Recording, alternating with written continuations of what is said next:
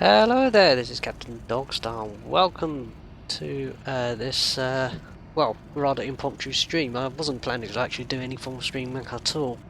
But I thought, why not? It's been a long time since I've actually streamed, and it's probably a good idea that I should, because, frankly, well, I've got the ability to actually do it.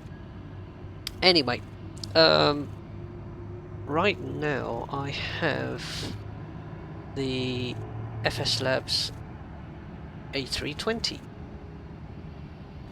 Hang on, just do that. Hopefully that doesn't blow your ears too much. How about that? There we go. That's not too bad. Right. Okay. So what we've got here is the Airbus A320.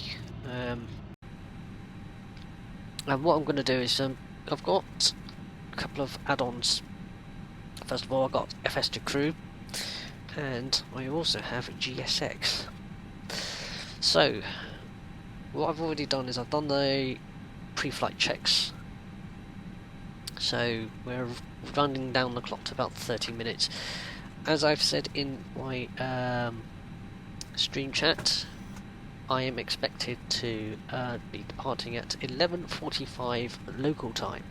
It's 10:45 GMT. And what you're hearing in the background is basically the FS2 Crew pilot monitoring setting up his side.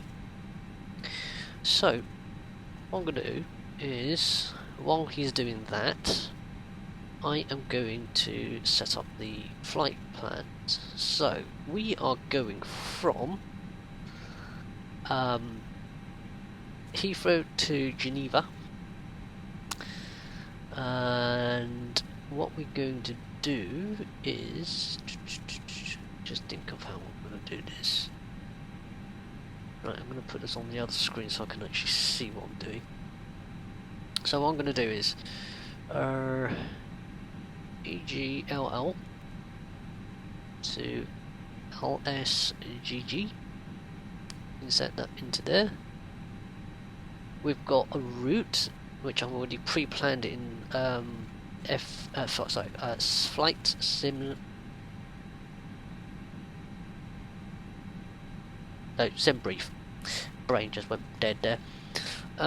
Right, so looking at the routings, I'm reading from my. So I'm looking at my flight plan, which is this. I'm looking at this routing here, and I'm just going to put it up to one side so I can actually. Oh no, I'll do it here. So we got Midhurst. Fire test. 4 Foxtrot to Midhurst. Uniform 612 to Resme. Uniform Mike 975 to Lusa. And then from doing the Lusa to Romeo, going into Geneva. Now the flight time today should be approximately 1 hour 40 minutes. I am actually going to stream the whole thing.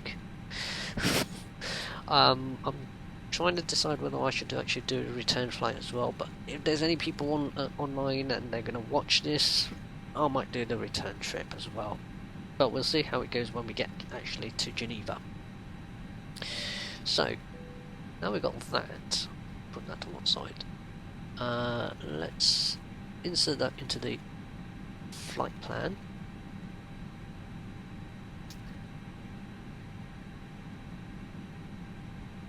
And what we'll do is we'll also go into communications. We'll also initialize the AOC. Now the flight number today is Speedbird 730. I'm sure people would correct me saying, oh, it's some other flight number. Look, I really don't care. As far as I'm concerned, I'm just doing a flight today. 140 is my estimated time en route. Initiate the data request. That's now sent. They have Ground received from it. cockpit. Go ahead. Confirm chocks in. Chocks are in. Roger.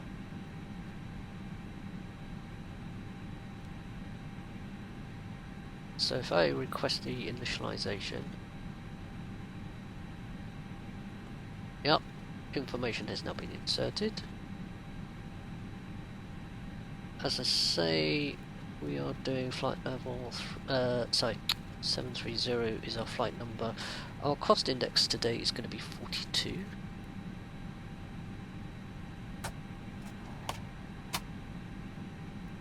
And the zero fuel weight, I'm just going to do an initial zero fuel weight because we're going to get final figures later. 59.1.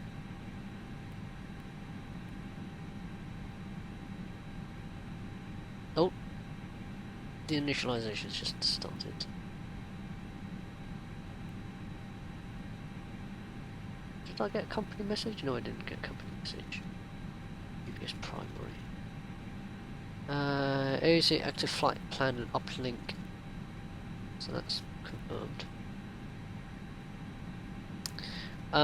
Zero fuel weight CG is going to be slightly later. Block fuel.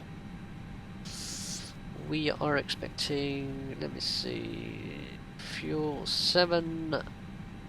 We'll go back to AOC. 7,100 taxi fuel 200. Go back to top. Trip fuel today is 3176, so that's confirmed. Zero fuel weight's 59.1. That's correct.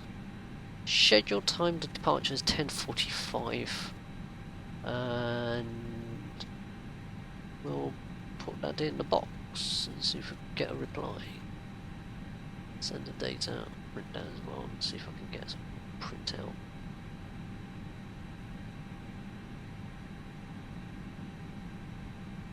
Bear with me. Let's see if I've got something. No, I haven't yet. Should get a message. Yep, I've got a load sheet. So load sheet, I'll just make this a bit bigger so you can all see. Zero fuel weight 59.1. 48 over, so that's okay. Maximum 60 or 1,000 kilos. I'm gonna have to change that. It's in brief next time. Takeoff weight 66,000 kilos, 66 tons, that's fine. 7350 is max, that's okay.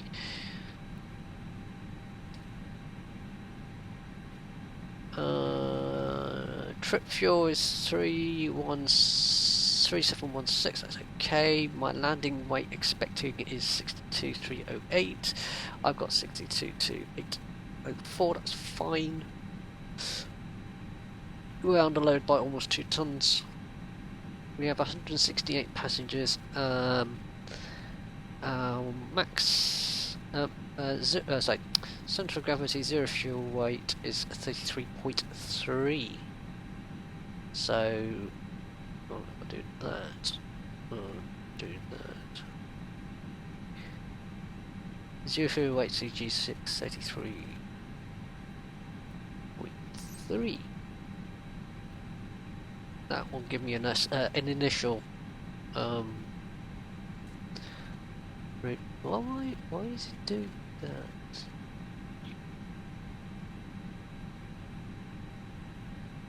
Because it's trying to actually physically print. That's why. Right, hang on. Print function. That's why it's using the wrong one. Let's see.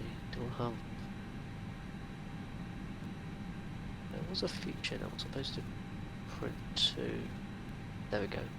Right, it's in apps. Return. Print that. Accept.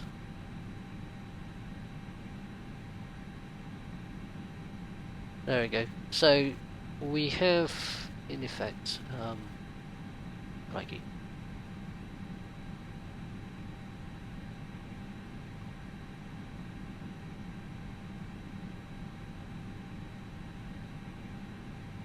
So we have the load sheet, the preliminary load sheet. That's one. Oh, hang on. I need to accept it, don't I? I have accepted it. And a message.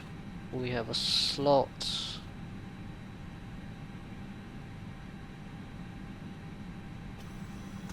And excuse me, because I'm looking at two screens. I've just realised I made a mistake. Let's see. That one was fine. That one was fine. Print. Yeah. For some strange reason, it's not actually printing out. It's printing out everything with all in the same file. Yeah, because it's overridden everything. Great. Right, never mind. I'm getting sidetracked. So let's go back into the AOC. Let's get the departure ATIS and see if we can get anything out of it. I'm hoping we're getting something.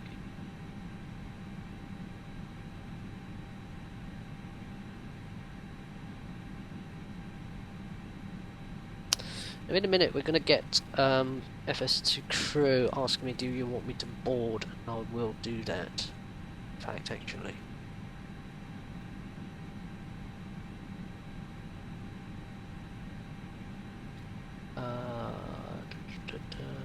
Fuel on board, send, and then boarding 59.1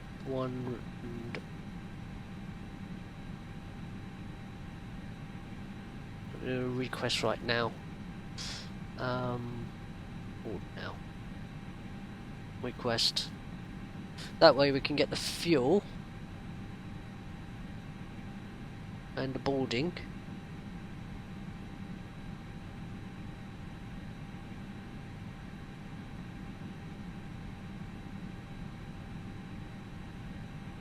Hi, the security and safety checks are all done. Are you good to start boarding? Yes. Thanks. Right, so that's that.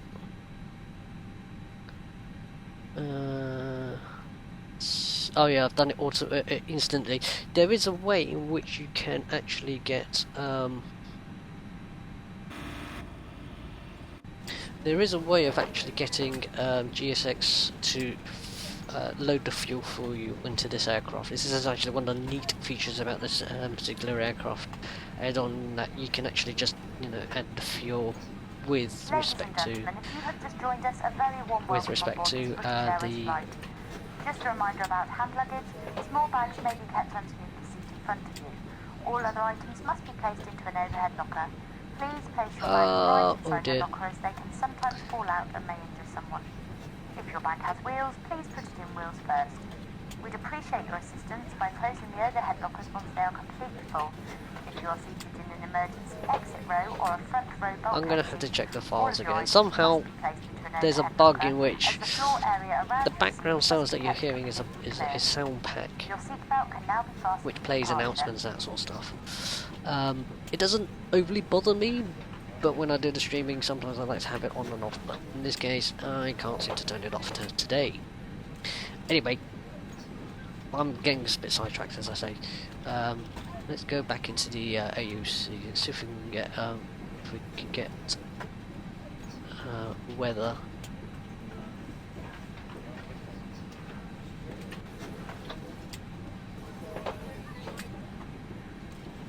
So I requested departure ATIS. It still wouldn't actually give me departure ATIS. It's on the screen in the middle here. It should actually say company message.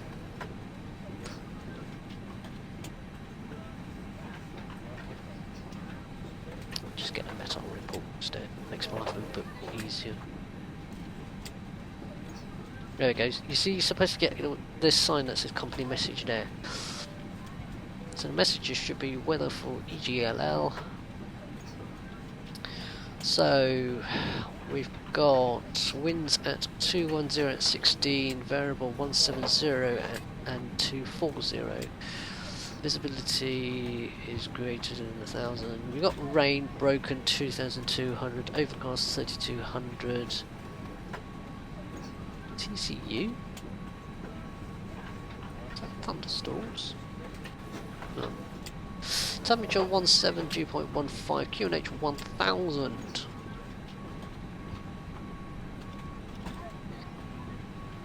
1000. And temporary rain broken at 14. Okay, so that's... we'll see how that actually goes. And what I'll do is I'll just get this up here because I want information. Hang on. Messages. Load sheet. That way when I go to here, I can do the performance request. So the departure is going to be EGLL. Oh, that reminds me. What was my departing? Red Hood Force or Foxtrot? Hang on. I knew I'd forgotten something. I need to get my charts up.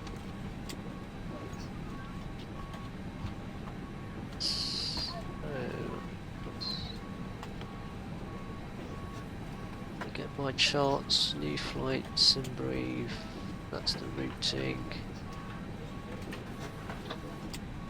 I'll do 27 right today. So 27 right. Hang on.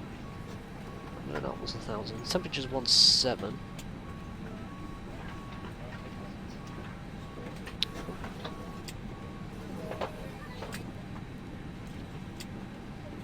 Temperature's 17.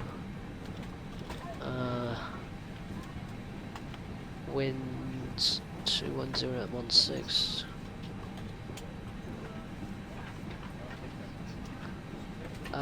Today's going to be wet. Anti-ice packs off. No. Intersections no.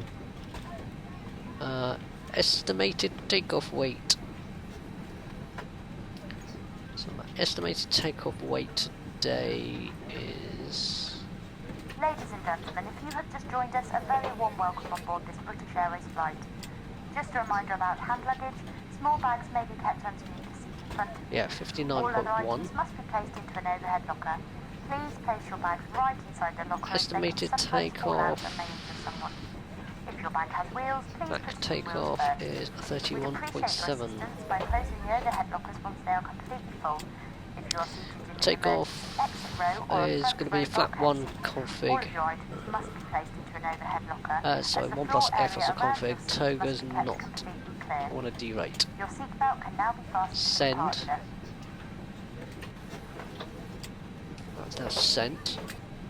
So we'll get what I like to call as a preliminary performance. It's something I can put into the MCDU. That way I can have something ready to go.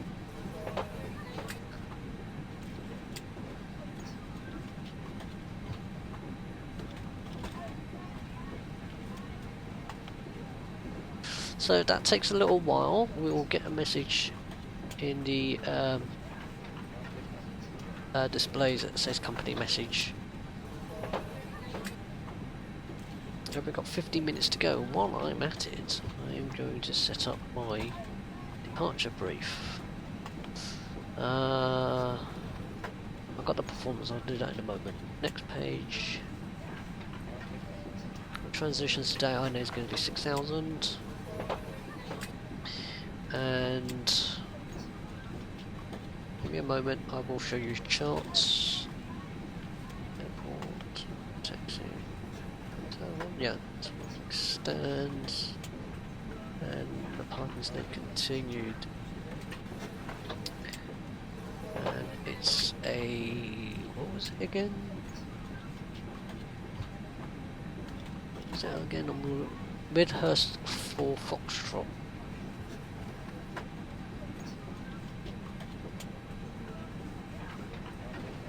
Right. So I got that. 27 right today. Okay. So this is what we are. This is well. Hang on. This is Heathrow. we are at Terminal 5. We are at stand 511, which is this one here. We'll stand 511 here. So we're going to do a push back to the left. We're on Cobra, we're going to go on to Alphas and continue on to Alphas on the right. And we're going to taxi all the way down to here to Alpha 3. Alpha 3 will take 27 right, take off. As I say, transition altitude is 6,000 feet. We're going to depart to the south, so we're going to climb, do a left turn, do a slight right turn to Midhurst, and from Midhurst we then follow the rest of the routing out. And in fact it actually says here, it says climb straight ahead, intercept London radio 256 to 5 DME, turn left, intercept 161, bearing from Burnham, cross D8 London above 3000, D12 London above 4000, right turn, intercept Midhurst radio 012 inbound, cross 17 DME at London, that's 10 DME at Midhurst above 5000, maximum 6. Then to the Midhurst at 6,000 feet. I will try my best to actually fly this routing as best as I can. I'm not the best person in the world when it comes to actually doing this. So, we put this onto the other page. In fact, while I'm at it,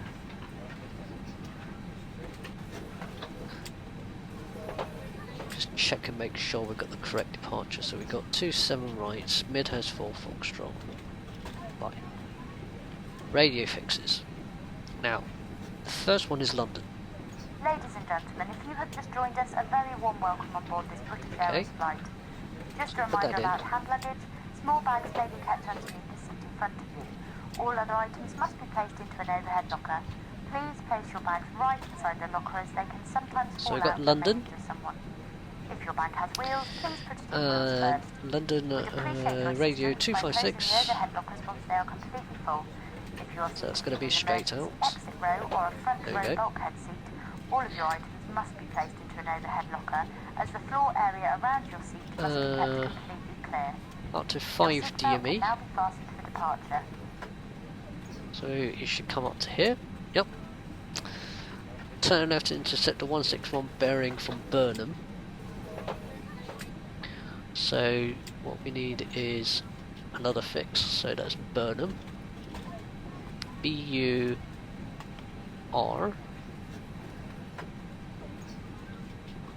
That gives us at the Burnham NDB. And it says intercept the 161. 161. It should give me a line that goes down there. There we go.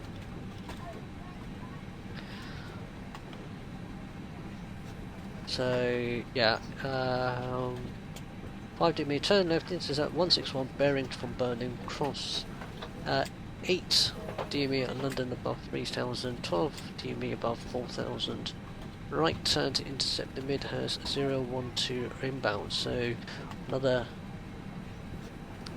fix. So we've got the Midhurst,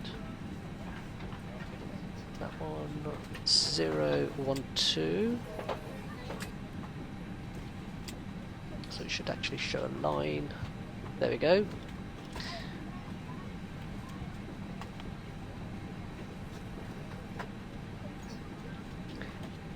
And Midhurst. Yes, that's it. So there's no more circles to actually put in. That's great. All I actually needed was just the lines to give me directions to show. So if we go into plan mode. So take off, intercept, turn left slightly, turn left to intercept the Burnham radial. Then as we travel down to a certain DME from London, that's 16 DME actually. 16? No, turn right to intercept 17. What am I talking about? Then turn right. My brain is slightly a bit mushy today. And then to the Midhurst point, and then from Midhurst we then follow the rest of the routing itself, which is as shown.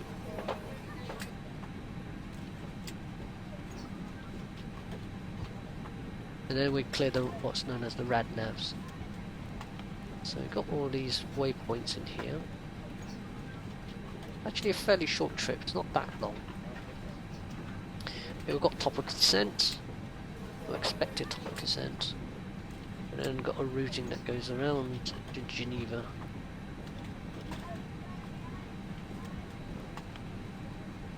But the thing is, we haven't put in the actual information into LSGG. So we'll do that once we are in the air. In the meantime, we've got company messages. The company message shows us we've got a performance information. So let's go into the performance page. We're expecting a wet takeoff. Packs on, anti-ice off. This is British Airways. I like to give my customers comfort in my flights. So, Ladies and gentlemen, we are expecting flat 1 plus F. Just a reminder about hand luggage. We are expecting down 0.7. All other items must be placed into an overhead locker. DN Please place your bag right inside the locker, as they can sometimes fall out and may injure someone. If your bag has wheels, Then please place your wheels first. we look at the We'd appreciate your speeds, assistance so by we're placing the expecting overhead what, a lockers V1 once they are 132, completely full. If you are seated in an emergency VR exit row or a 145, front row bulkhead seat, all of your items must and be a placed V2 of into an overhead 146. locker, as the floor area around your seat must be kept completely Transitions clear. out to 6,000, I expect an engine out at 880 feet. Thrust reduction at end up 1 is 1,000 feet above AGL. Flex to temp is going to be 67 degrees. And that's our takeoff performance page. I might change the performance, but I think I'm going to accept it as is. I'll print that.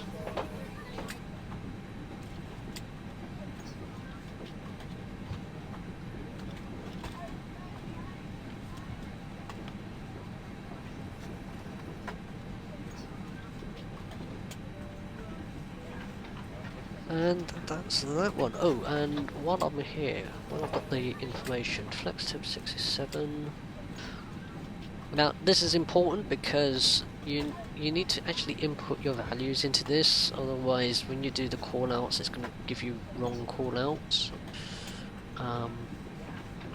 So it's actually important to do this correctly.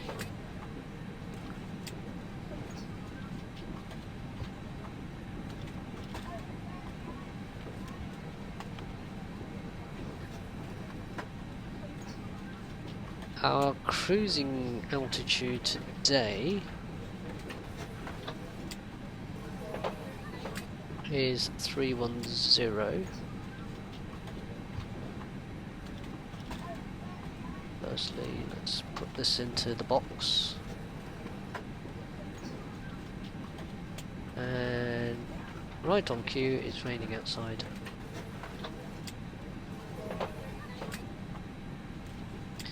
I'm flying, there's no single seat, single engine taxi. So that's that. Let's see, messages, performance, turn.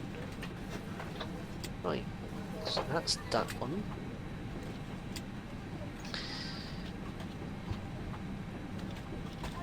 And one of the things I need to do is I need to do the takeoff briefing, so let me explain. Are you ready for the takeoff briefing? Are you ready for the takeoff briefing? Ready. Okay, so the weather's going to be wet today, runway conditions going to be wet on runway 27 right, engine start procedure is going to be 1 and 2, pushback is to the left, taxi clearance is going to be on alphas, turn right onto alphas, down to alpha 3 and then just 27 right. You'll be having the ND on, packs will be on, block fuel will be 7,100 kilos. In fact, what it is, we're just going to switch to AP automatic.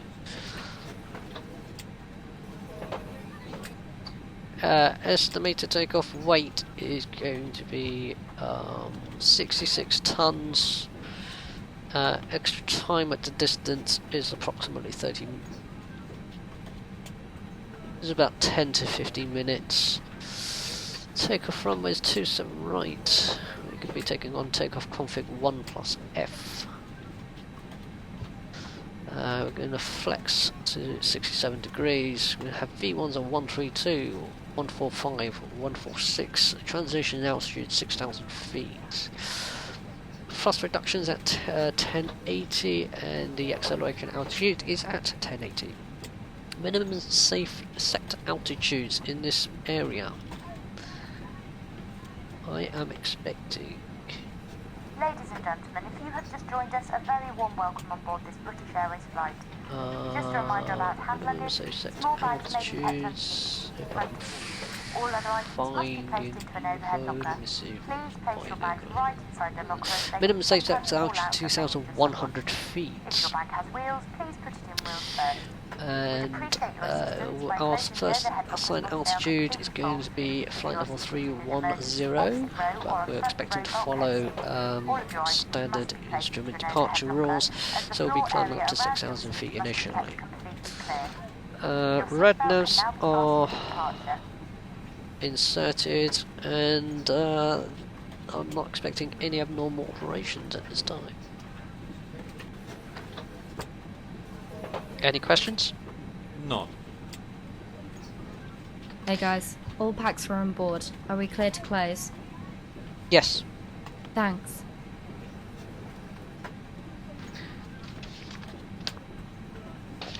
Right.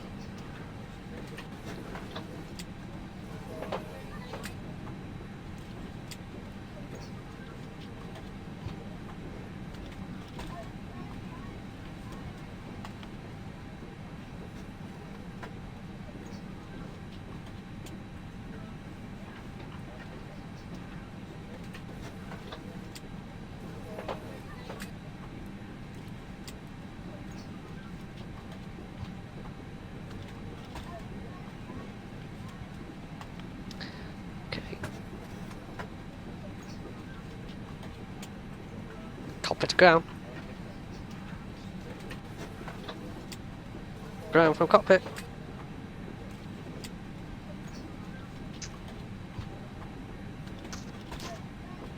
Ground from cockpit. Oh. Ground from cockpit. Go ahead. Please disconnect external power. Remove external power. Remove external power. Please disconnect the GPU. Remove external power. Remove external power. Checked. Stuff it. I can't remember which feature. Hang on.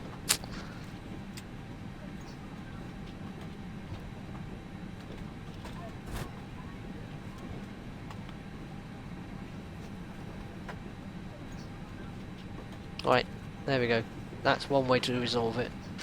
Now, I did that deliberately because I've had a problem where every now and again I would forget to turn the APU and then the first officer would simply just disconnect the power from without actually turning on the APU. Unfortunately, in this particular case, this feature is not implemented properly. So, I've got to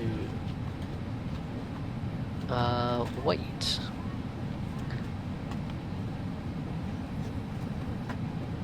Okay. While I'm still waiting, what I'm going to do is I'm going to do the before start checklist.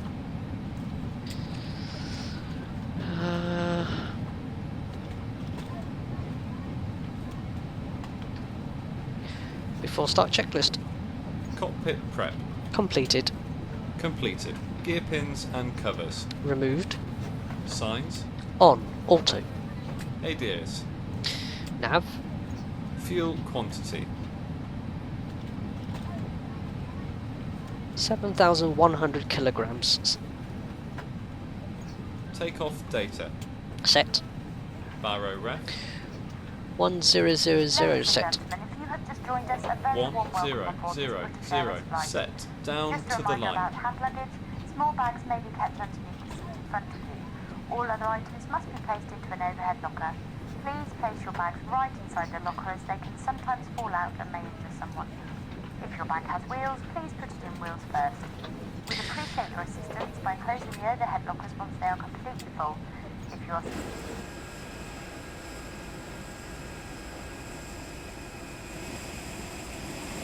floor area around your seat must be kept completely clear. Your seatbelt can now be fastened for departure. Right, I'm just going to wait for the passengers to finish boarding.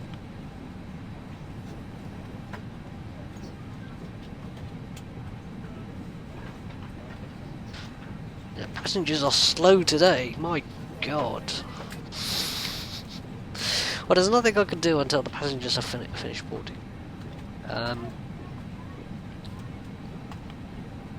So we can always blame the passengers for the impromptu boarding. In the meantime, what I'm going to do is just explain to you a few things. Number one, we are going to push back. When we push back, we're going to be pushing back to the left, so it's going to be tail pointing that way. While we're on the pushback, we'll start the engine into the engine mode selector, selecting number one, and then making sure that the engines are spooled up and they are stable. Once it's stable, we'll do number two. In the meantime, pushback should then be completed, and we'll be on the brakes. They'll be disconnecting the aircraft, and those wheel steering will be disconnected, and we'll be ready once our engines have spooled up properly. At this point, we will then have engines spooled up, and we should be able to just taxi. Not a message. Slot change. Speedbird 710 Heathrow to Geneva. Takeoff time is 11:25. Taxi time's 20 minutes. So it knows we're late. Fair enough.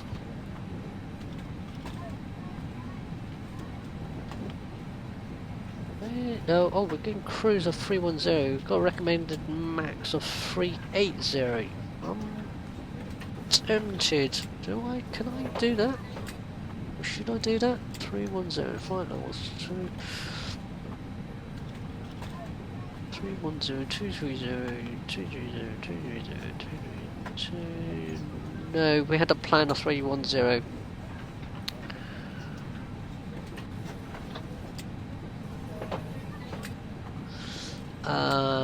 Although we can do 350. It's tempting. Well, let's cruise up to 310 and then we'll go up to 350. So that should be fine. Oh, that reminds me.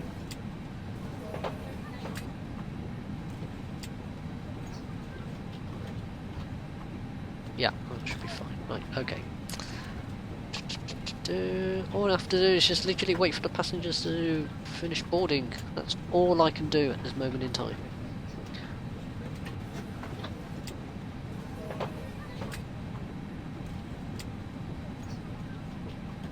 And all I can do is twiddle my thumbs.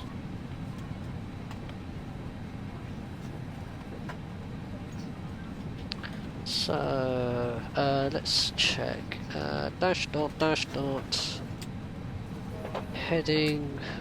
Ladies and gentlemen, if you have just joined Vertical us, a very speed warm welcome on 310 board this British Airways dot flight. dash. Just a reminder about hand luggage. Small bags may be kept underneath the seat in front of you. All other items must be placed into an overhead locker. Please place your bags right inside the locker as they can sometimes fall out and may injure someone. If your bag has wheels, please put it in wheels first.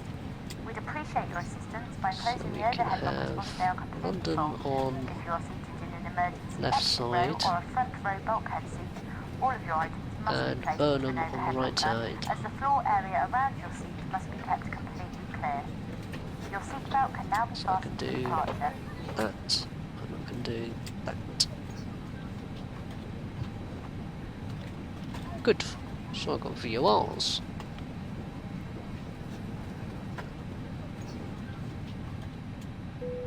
Oh, thank goodness.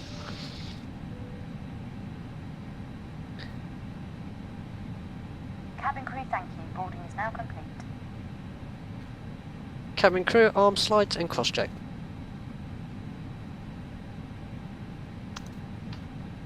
Cabin crew, arm slides and cross-check.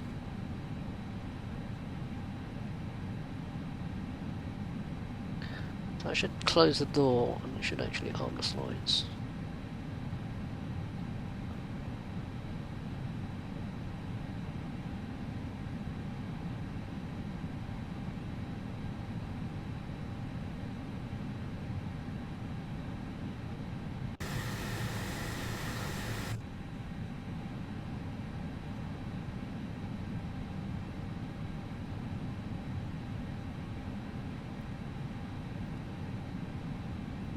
Everything seems to have been going wrong today.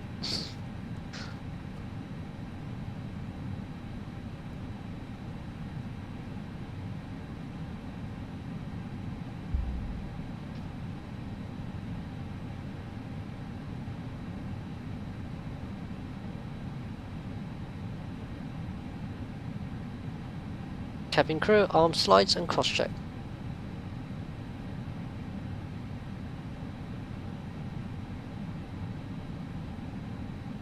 Cabin crew, doors to automatic and cross-check.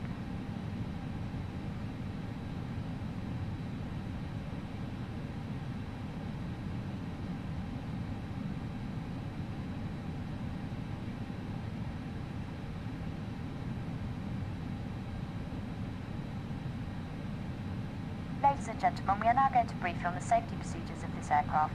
We ask you to remove your personal headphones until the end of the safety brief. All handheld devices, including mobile phones, must now be in flight safe mode or switched off, held securely or placed into a pocket. Larger devices, including laptops, must now be switched off and stowed away safely.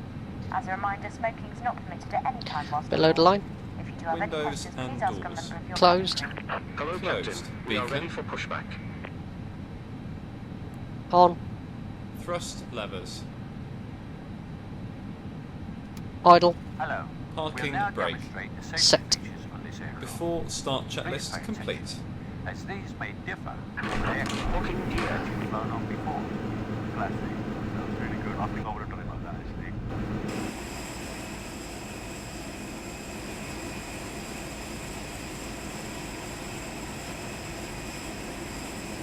I got that. Got it. Departure check completed. Bypass pin inserted. Handbag. Release parking Not block brakes. the aisles or exit. Commencing Pull out push. the seat in front All or engines in the clear. overhead locker. Start at Please will. place items in the locker carefully, as they may fall out and injure someone. I'm feeling shaken and stirred. Starting engine 1. Check. And you are Junano Lumalan. Joanna.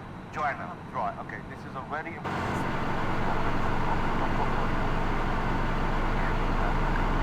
All exits are clearly marked and are being pointed out to you now by our gorgeous cabin. very impressive. As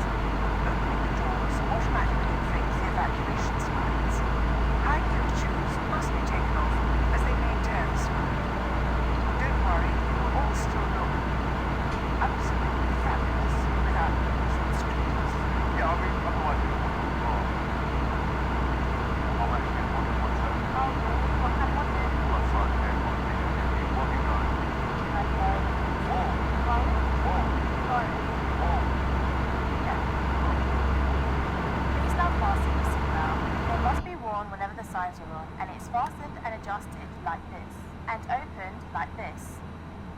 Brilliant. That's it. Okay? Let's get a selfie. Come on. Right now? Come on, let's get a selfie. I mean, normally I'll be on the upper side. No, this is my best side, so we should probably stick with that. But let's see your smouldering face. Let's see your smizing. Imitate it. You're right. Yeah. A bit up, like, yeah. Just let the roll do it. Just maybe more towards the light. Like, you have to there you go, light it. Yeah, I'll give you some tips. You're not that good. Mine is better. Look. If your cabin air supply fails, oxygen will be provided.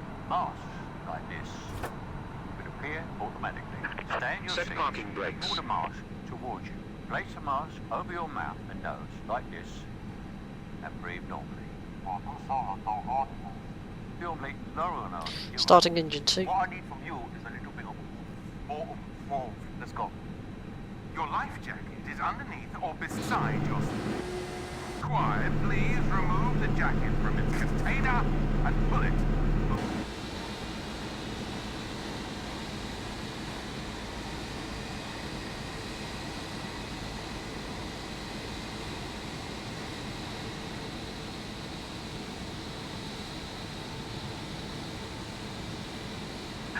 Unlocking gear.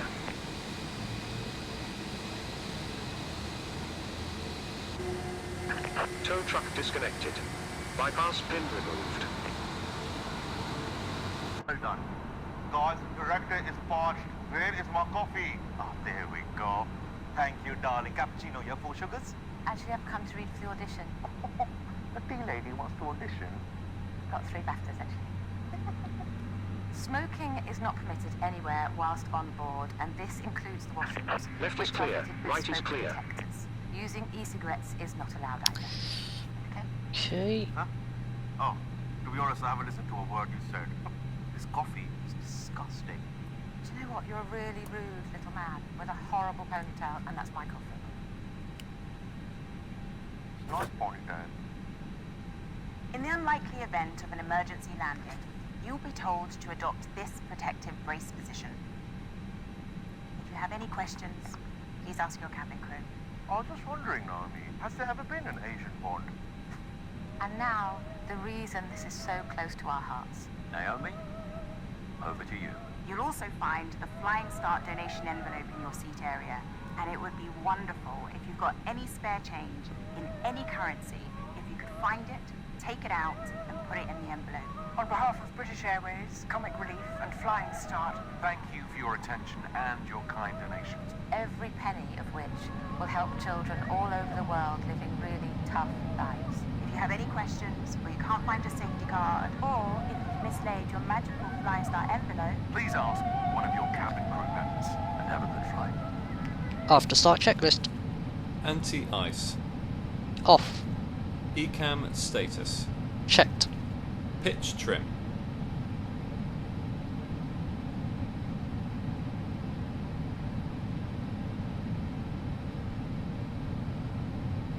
%32% set.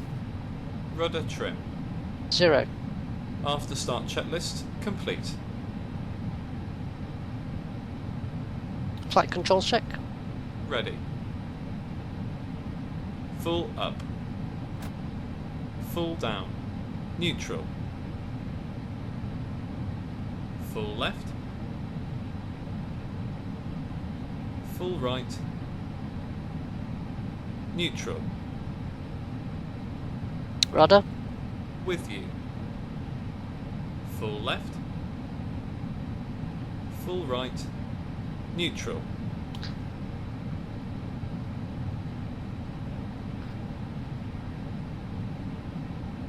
Clear left side. Clear right side. Check.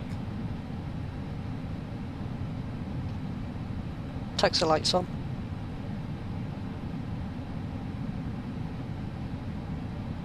Taxi light set to on.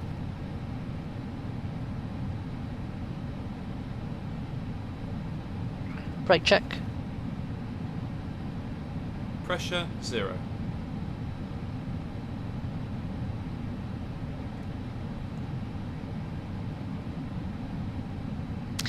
Okay, so now we've got the engine started and we're going to do the taxi to the runway. So I'm going to concentrate while I try and taxi this aircraft. If you're wondering what I am using to pan my head around, I'm using hardware software add-on called Track IR. I mainly use it to just do the taxiing really, but when it comes to actually flying I usually have it locked. That way I don't have to worry too much. Oil temp slow, that's fine. By the time we've done the taxiing we'll be able to take off from there. Now I'm not using any thrust, I'm using just normal idle thrust from here. The IAE engines that this aircraft actually has sufficient enough thrust for us to actually taxi without the need to actually move the throttles. Excuse me.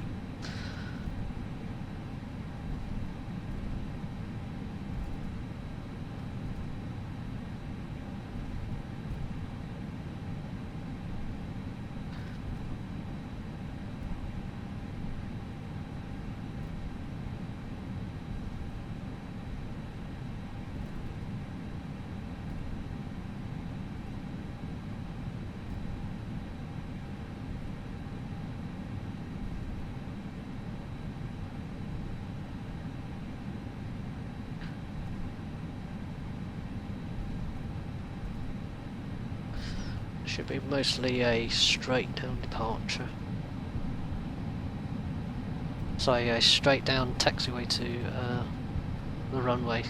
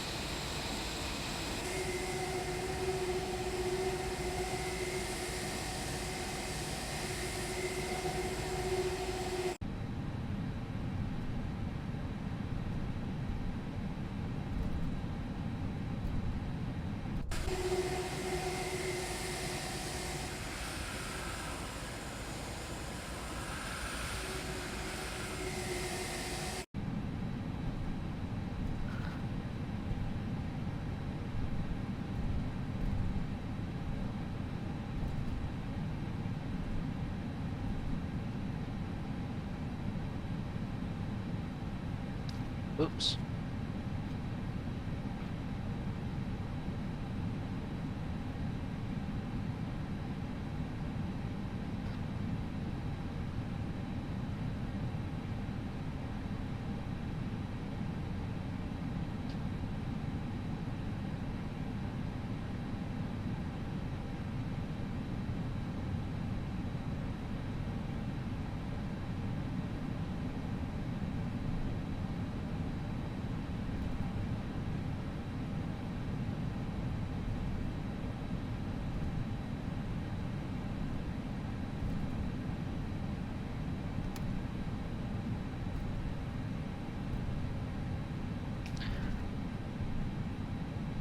If you see the stream being a little bit stuttery, that's actually the scenery for this airport that I'm using, and also in the London area that I'm in. It's quite graphically intensive, so you expect some FPS drops from time to time.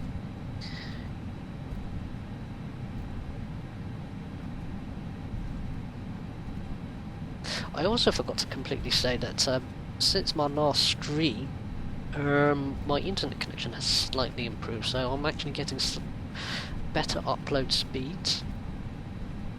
So, I'm just testing it with this particular setting and see how it actually goes. Cabin crew, 6 for takeoff, please.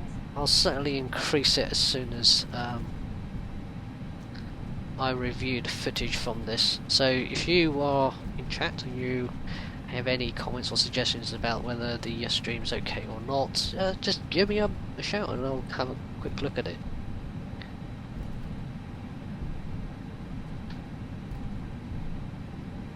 Before takeoff checklist. Flight controls.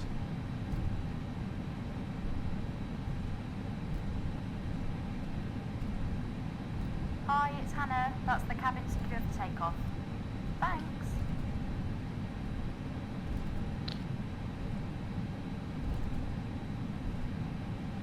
Checked.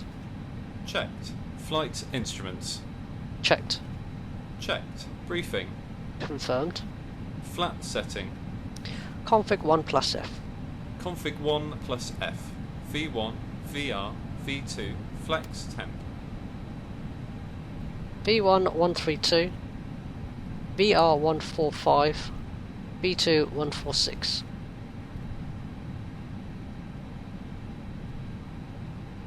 Flex temp 67 degrees. V1, 132. VR, 145. V2, 146. Flex temp, 67 degrees. ATC. Set. Ecam memo. Takeoff, no blue. Down to the line.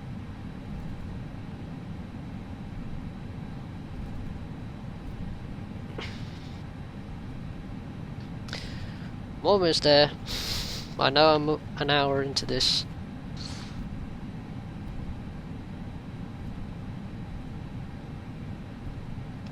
I wasn't paying too much of attention to the taxi.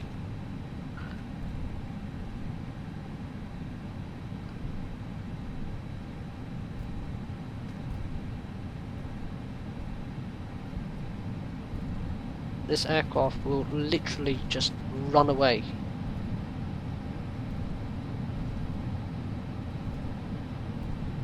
You can see the speed down there is just increasing.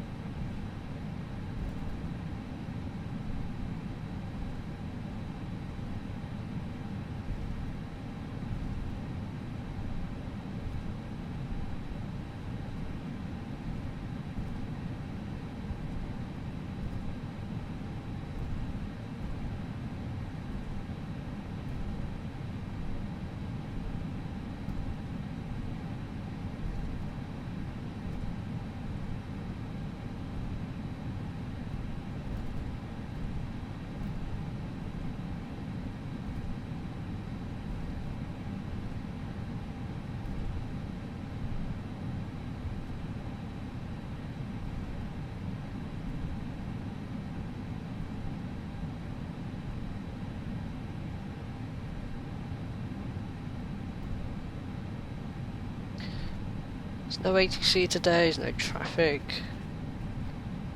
Taxi. Takeoff light on. Approach path clear of traffic. Strobes on. Cabin crew, be seated for takeoff.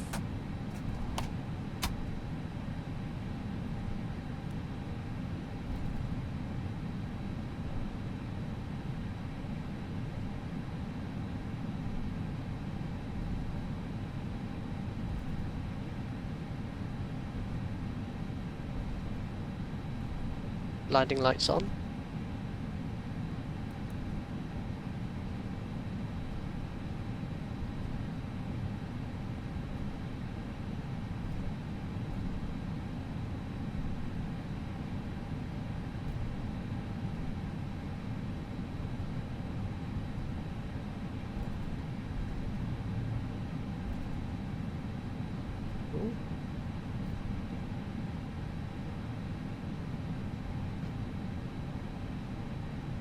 Below the line. Takeoff runway. 27 right confirmed. Confirmed. Cabin crew, Advised. TCAS. TA. Engine mode selector. Normal. PAX.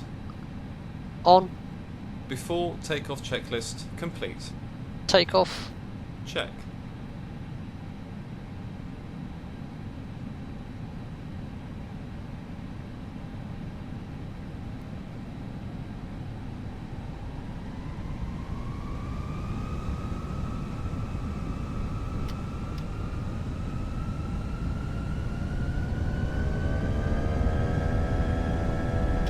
Thrust set. Man flags SRS runway.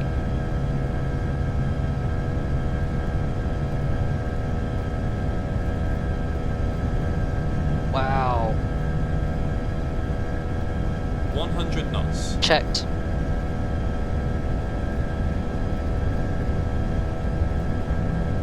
V1. Rotate.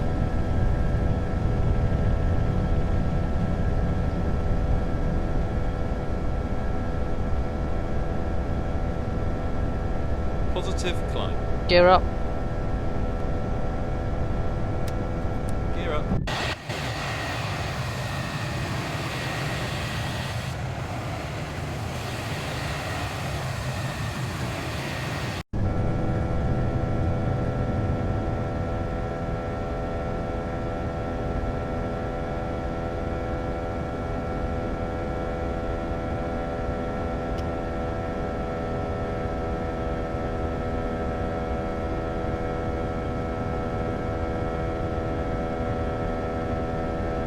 Well, a very good afternoon to you, ladies and gentlemen.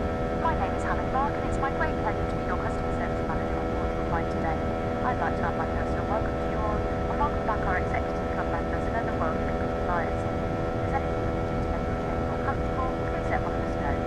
As the captain has already mentioned, we recommend that you keep your seatbelt fastened whenever you are seated, and they must be securely fastened whenever the seatbelt sign is on. We are about to start our onboard trip with all customers. This will be followed by a lifting of our high lab shop. Please do take a moment to have a look at your brochure, which can be found in your seat pocket.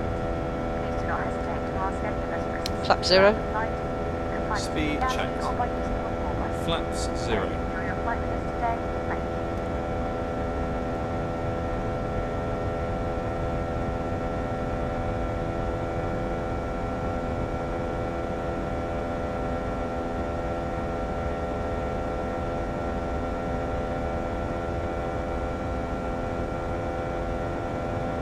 After takeoff climb checklist. Landing gear. Up. Flaps. Retracted. PAX. On. Down to the line.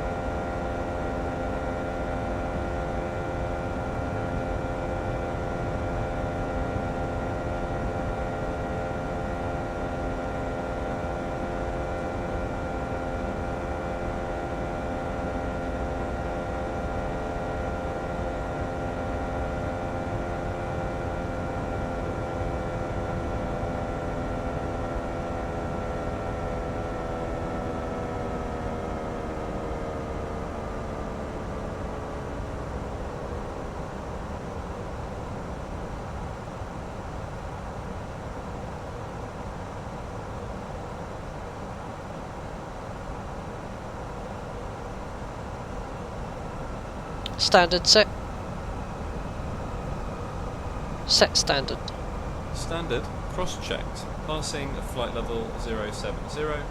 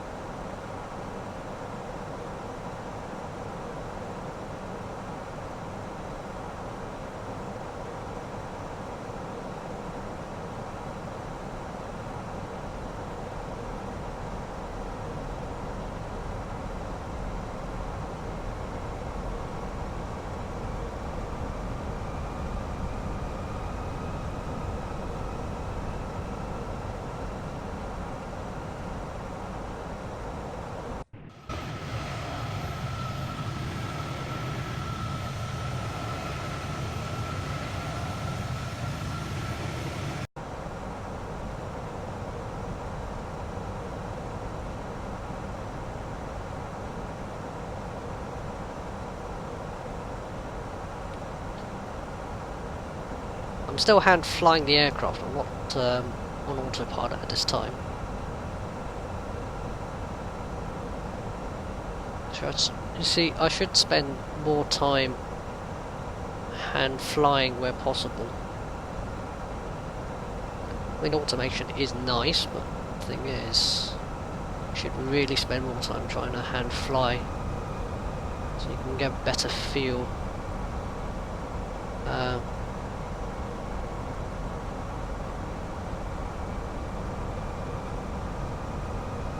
A better feel for how to actually fly the aircraft. Because even though this is a simulation, it's always good to you know, fly as professional as you can within your own bounds.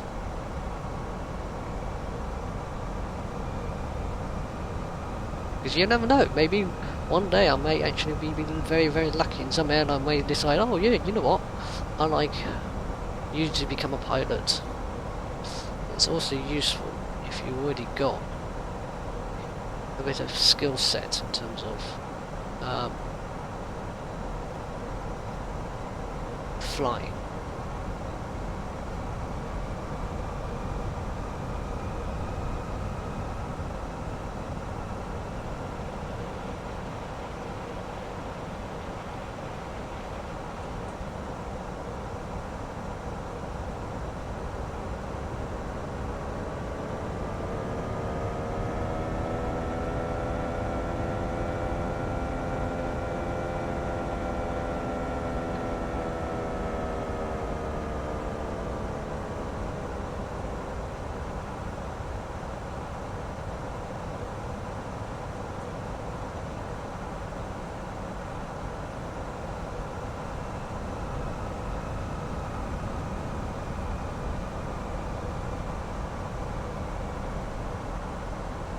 Now, the reason why we are sort of like leveling off at 6,000 is because we're heading south. The problem with going south is that you end up in a situation where you're getting in conflict with Gatwick. So by holding off at 6,000, you basically allow aircraft around Gatwick to safely get to your level without actually causing a conflict.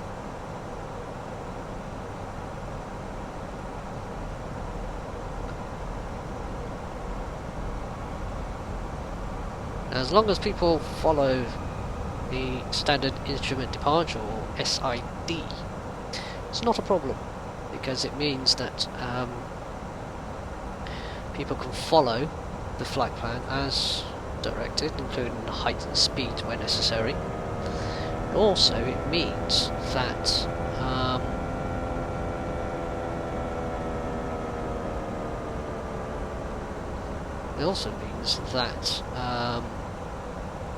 the only thing they really need to concentrate on is the air traffic control communications, as well as checking to make sure that they've got a good spatial awareness of where the traffic is.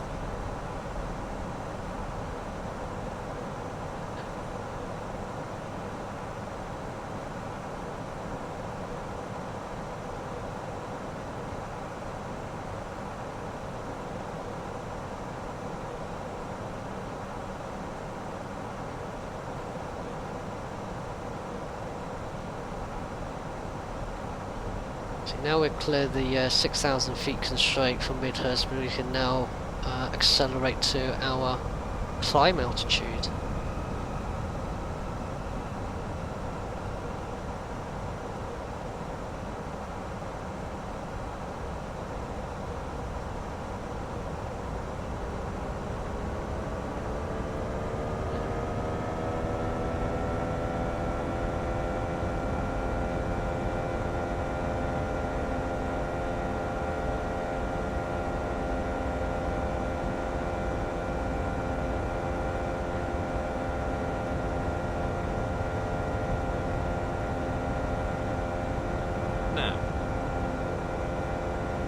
Below the line. Below the line. Baro ref. Standard set. Standard set. After takeoff, climb checklist complete.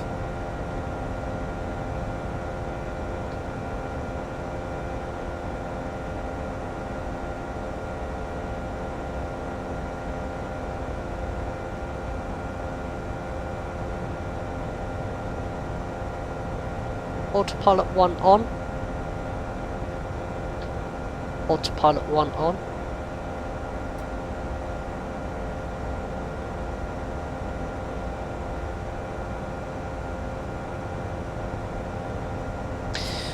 Right, now I've got the autopilot on, I can take my hands off. Just gonna go through the 10,000 foot checks. Just watch the lights.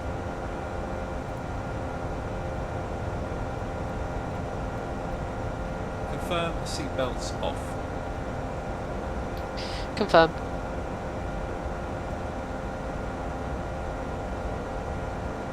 Confirm clear rad nav.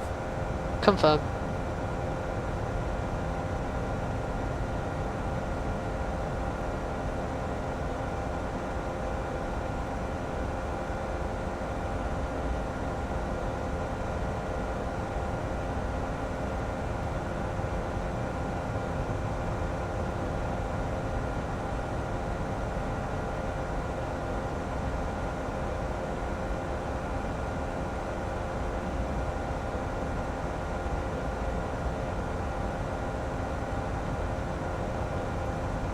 Confirm copy active to secondary.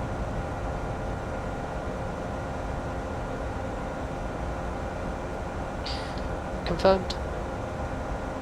Confirm.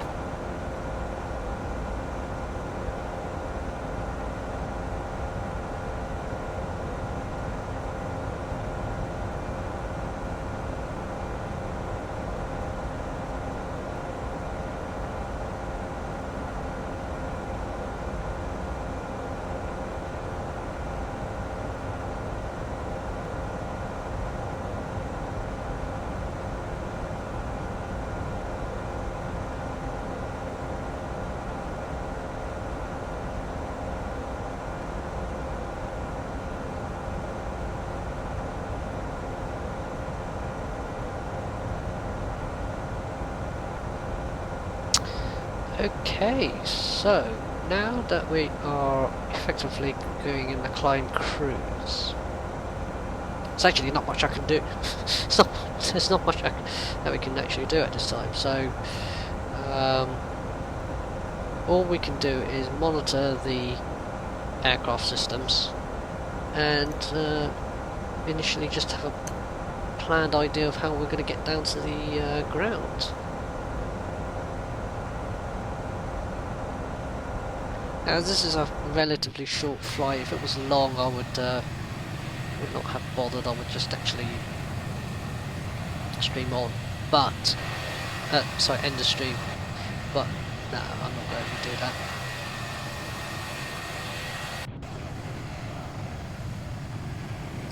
that. So here's some of my views.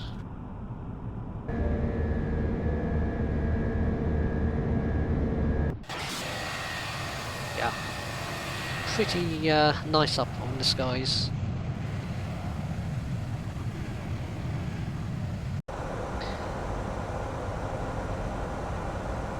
Look at the weather on the right hand side.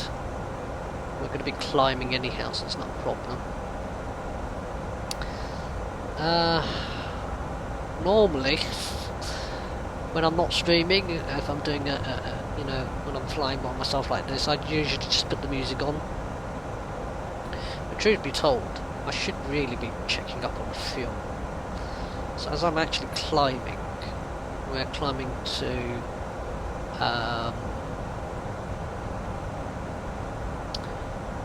Bogner. Now Bogner, we are expecting a fuel load of 6. That's our estimated fuel, and that's actually correct. We are expecting 6 tons of fuel. So we burned quite a bit of fuel. I should also add, I can't understand why my rudder sort of ran away on the runway itself. Obviously you would never do that for real. Truth be told, yeah, it takes a bit of use to on the FS Labs A320. There is something about the rudders I'm not overly happy about. Having said that, you know, what can I say? I mean, the best thing I can explain about it is the fact that they are mirroring the rudder system and the tiller system accurately, so to speak.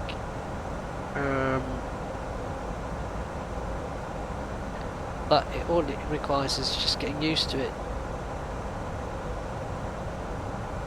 And yes, I have in the past actually managed to get down the runway without actually deviating off it so badly, so don't worry about that. Ah, now that's something I actually forgot to do. Wind requests. This will actually help with flight planning a little bit. I should have actually done that beforehand.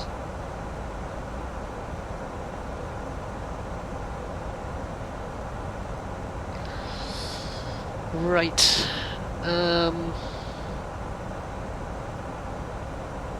At the time of streaming, because I'll see if I can try and get this uploaded onto YouTube as well, but at the time of streaming this, which is a Sunday, there is a special event actually happening. Well, special occasions actually happening in the world of flight simulation. In particular, actual multiplayer or virtual simulations. There was an organisation called VATSIM, and for years and years and years and years and years and years and years, they have been using what I like to call the potato codec. Well, now they're going to be moving towards a newer codec, which I like to call the tomato codec. It's a lot smoother, it's a lot cleaner, it's a lot simpler, a lot easier. To put into perspective, the old codec that VATSIM is now replacing, it's just a garbled mess. I mean, even radio scanners are clearer than that. So, for some time they've been developing a new codec to replace the old one, so that they can give you better communications. But it's just more than just you know, just a simple voice communications sounding better. I mean, let me put it this way: if for most people who know Discord will know that the audio quality on Discord is actually fantastic. It's crystal clear. If you actually listen to air traffic control communications, which in the UK is actually legal, I can't say the same for other countries though. I know there's certain countries will see it as spying, and it's legal, so please bear that in mind of what I'm saying.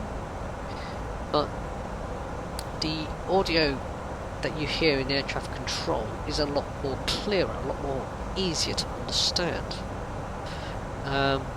Well, VATSIM had this problem for ages, even from the earliest beginnings of when VATSIM was created. The codec was actually very, very poor. It was taken off from some other system, I believe. But today, it's no longer representative of what real-world communication is like. In fact, it's actually so bad, it's so poor.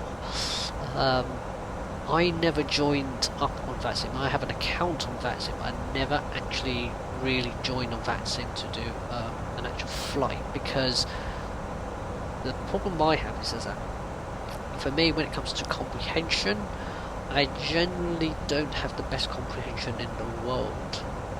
So for me, trying to get clear communications for me helps, and so I never joined unless I knew that I was going to get good communications out of it. Now that they are releasing it, it's great, because it means that I've now got the opportunity to go onto VATSIM and take part in effectively the sort of almost like real world operations of flight simming. For me, it's going to be very, very interesting. It's going to be stressful. It's going to be nerve-wracking for somebody who's never actually done this sort of thing. But I'm willing to actually have a go at it, because I find it really, really interesting. And I know there's a number of flight sim enthusiasts as well as flight sim users who are really interested in taking part. Now, for me, I know that one of the biggest problems with this new codec isn't actually the codec. I mean, the great thing is about the features of this codec is that it's, as I say, it's more than just a change in the voice codec itself. They're changing aspects of communications. For example, when you are in the air, you generally hear a large amount of air traffic communications over quite a large distance. So the higher you are, the greater the spread of the actual frequency you can actually hear. Whereas if you're on the ground, you can only mainly hear from a local perspective. And that's actually true, because I've got a radio scanner. I'm actually, about 15-20 miles from Heathrow itself, but from ground level I can't hear tower communications. The same way I can't hear London City Airport, which is even closer to where I live, because it's to do with effectively a line of sight. The aerials themselves radiate from almost like a cone, and I'm underneath that sort of cone, so I can't really hear any communications from the ground. But I can hear communications from higher up, and you can certainly hear the aircraft. Now, you get that same thing in this particular codec. You can hear a long way away, but also there's a drop-off. So the further you get away from the transmitting station, where your actual position is, you end up in a situation where you effectively, hear this what's called signal degradation. You actually lose the ability to actually hear what they are transmitting. Now, that's important, because that really mirrors real world communications. So I'm actually very happy that they've actually spent the time to test it quite significantly. Now, I think they must have been testing it for probably over a year, I'd say, with lots of testers testing it all out, and it's actually great when you hear the streamers who have been given permission to stream on the beta servers to actually hear the clarity of it. It's just phenomenal, absolutely phenomenal. But what's going to stop me from going on there? Well, I know that as soon as they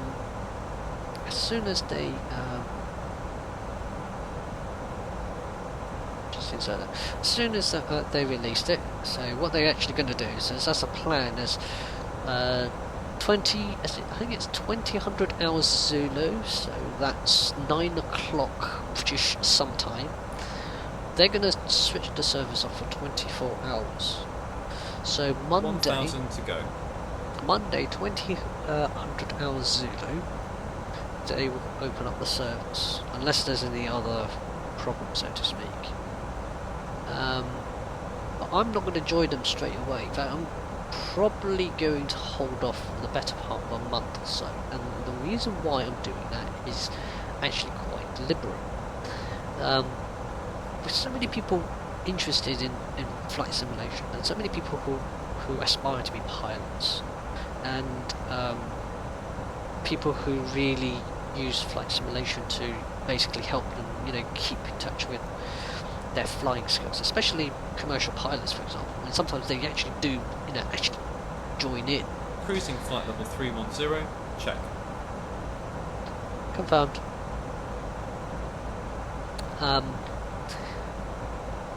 You know, it helps to keep in touch with their skills. Now, with so many people joining in, it's quite likely that it's going to be a huge mess in terms of how many people are actually using it and the types of people who are using it, especially younger people who are inexperienced. In fact, I will bracket myself into that kind of category as being a young person, although I'm not young. In terms of experience, in terms of air traffic control communications, yeah, I'm a newbie. Having said that, after about a month or so, and probably after Christmas in all honesty, so it's going to be a couple of months in all honesty, I hope to have a bit more confidence in actually being able to communicate, and also to be able to, you know, use VATSIM. One thing I certainly would love to do is an event called Cross the Pond. This happens every couple of months or so. Cross the Pond is a special VATSIM event where you can only cross the Atlantic Ocean if you have special permission to do so. If you don't, you will not be given air traffic control clearance. Yes, full stop. Or as far as I'm aware. Or as long as you are not going to do any form of oceanic clearance whatsoever, then in theory it should be okay.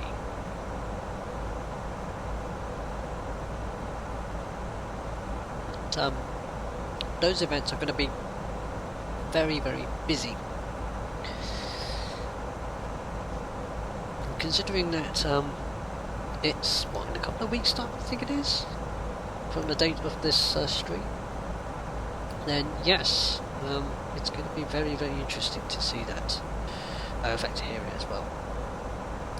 Anyhow, that's it for you in a nutshell from my perspective. While I'm in the flight, you can see that we've just got a company message, and the message says that we've got stand 3-4 at Geneva. And this is one of the things I like about this particular adult, in that it's so it mimics quite neatly the communications between aircraft and the ground using the ACARS system. Now, first things first, I'm just going to check the weather. In fact, actually no, let me just show you something first. So, parking stands 3-4. Right, there we go. So, we're not sure which runway we're going to be landing on. I think it's going to be 2-2, so it's going to be coming in from that way, basically. So down to here, I'm probably hoping to get either Delta or probably Echo. I'm going to see if we can try and get Deltas. From Deltas, it's more of a straight in, so no, yeah, so go straight in, link 4, round the back, link 3, and then into 34. Is it 34? Yeah, 34. So it takes 34. Now, approach is dependent on the weather, so I'm just going to double check to see what the weather is at Geneva. So I requested that. Got a company message. I've got no info. Right, okay, so that's fair enough. So I've got no information from Geneva itself. I will then check SGG, Meta, so it gives me some information. Requested, company message returned, weather today, 220 at 11 knots, 22 degrees, QNH 1018. So what I can do, actually, to make my life a little bit easier, I'm just going to do this.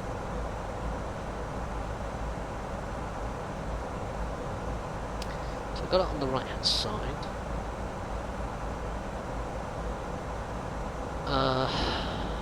Let's have a look at the performance. Next phase. QNH is 1018. Temperature is 22. We're expecting winds of 220 at 11. At 11. Translation level is 7,000 feet. MDA is dependent on what chart we're going to use, so what I'm going to do is hang on, start. In fact, just show it to you here. Arrivals into runway 22 on the Lusa 2 Romeo. So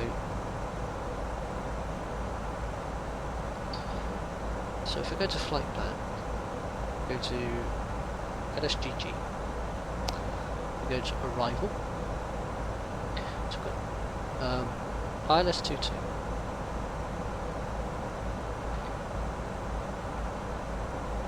there's no virus, Lusa 2 Romeo, we go to the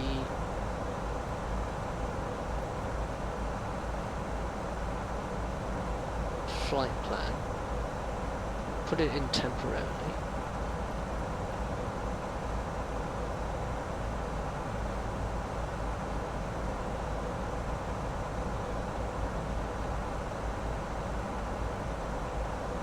what we can do is we can clear that one.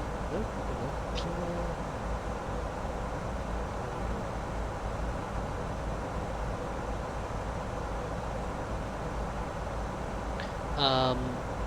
What I'm going to do is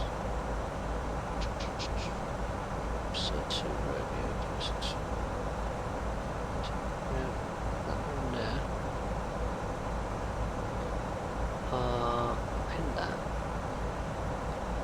Now I'm actually going to make my life a lot more simpler, because one of the things they forgot to add into this is usually by ATC they actually affect you. I'm going to put in Simprex SPR. Now the reason why I'm doing that is actually is for convenience.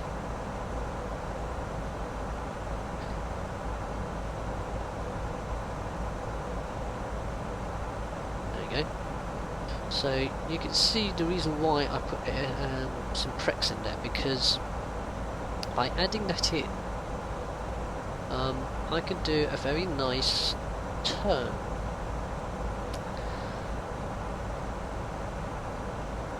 Now, there are a few restrictions though. So, let me just show you the chart without that, make life a bit easier, and I'll put this to side so you can actually see it. So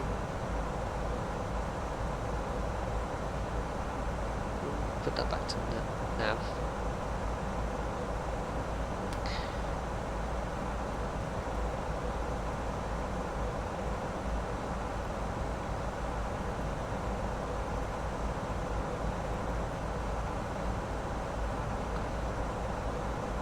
So Lusa expects us to be flight level 200 or above, so we are at 240, so it's not a problem.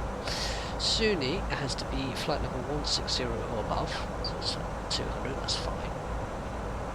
Lee at 8,000 feet or above, we're way above that. Deng and Sovat. Sovat we need to be at above 8,000 feet and we need to be a maximum of 250 knots, so we'll be at 250 knots. We'll then turn right and then we slow our speed down to 220 knots. 514. So 514 here, GG 514, we need to be at 220 knots. Pyrex we need to be at 210 knots. So there, we need to put 210 knots in there.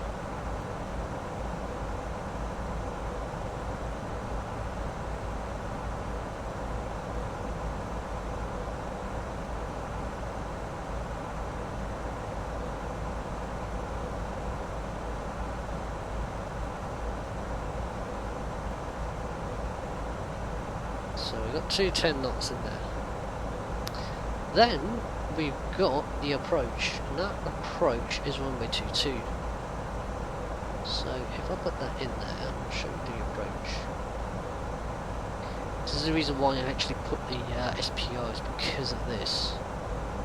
It didn't actually put it in.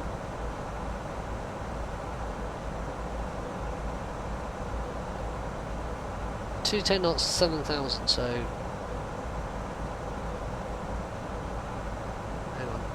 Make sure I've got that right. 17,000.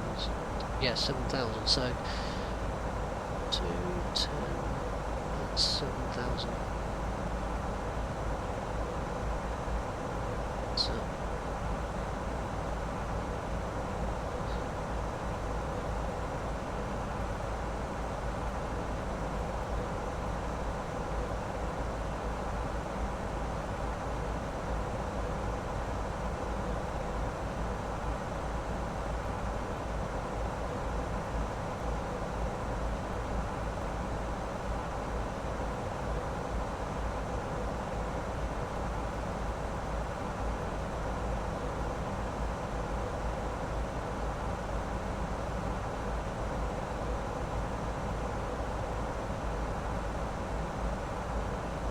petal should be at 4,600. 4640, sorry, 4640, so that's correct.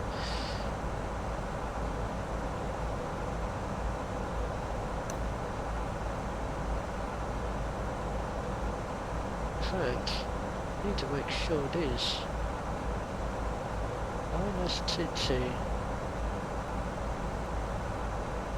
Is this not, hang on, is this on now? No, this is ILS.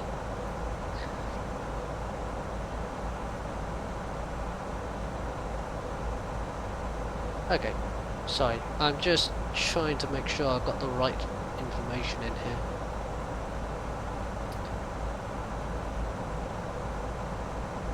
Uh, 808 is 4,000 feet. So it needs to be 4,000 feet.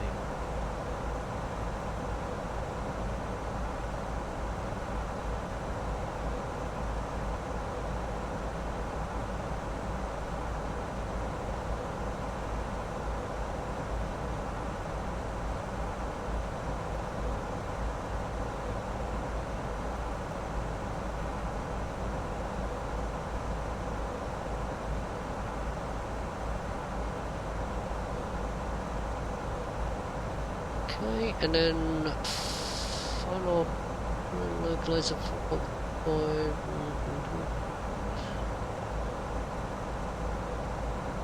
should be, yeah, I'm just yeah, I should be speaking while I'm actually thinking. Basically what I'm trying to do is I'm just trying to match the, hello Deagle, I'm just trying to make sure that the altitude constraints are correct to the waypoints that I'm expecting to land. So that should be fine. Oh. Where's my top of descent? Not too far off. Okay. So that gives me a little bit more time to actually plan this flight. So yeah, I'm looking at this thinking, yeah, that should be fine. What we'll do is also we've got a missed approach, so we need to climb full takeoff power, takeoff go around. And the missed approach says climb to initial clearance of 7,000, climb straight ahead on radio 22 for Geneva. At 9.5 DME Geneva, turn left. So what we'll do is we'll add, just put this on the other screen so that I can see what I'm typing. Initial climb 7,000, climb straight ahead on a radio 224 in Geneva, so GVA. GVA. Radio 224. 9.5 radius. Turn left to intercept on a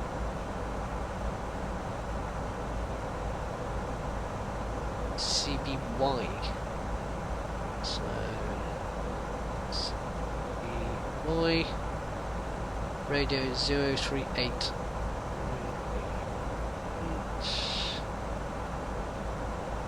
So if we look and see how this looks.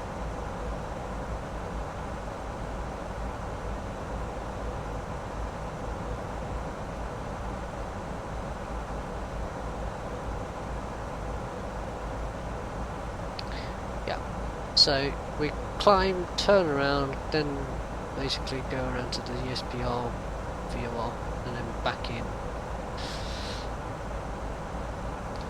And that's correct.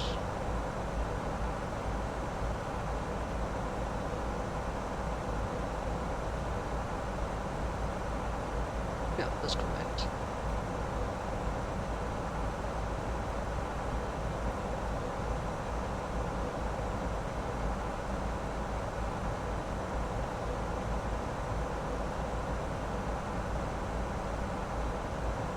Yeah. Okay, so that's good. Right. And you're finally back home again. Nice. And happy birthday to you, Deagle. No, it's your birthday yesterday. Hope you had a nice day. Right.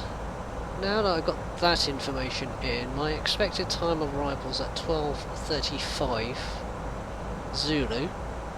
It's now 12:01, so I have just slightly over, yeah, I've got 34 minutes before I expected to land. So I'm expected to land at 01:35 British summertime, or 2:35 Central European time.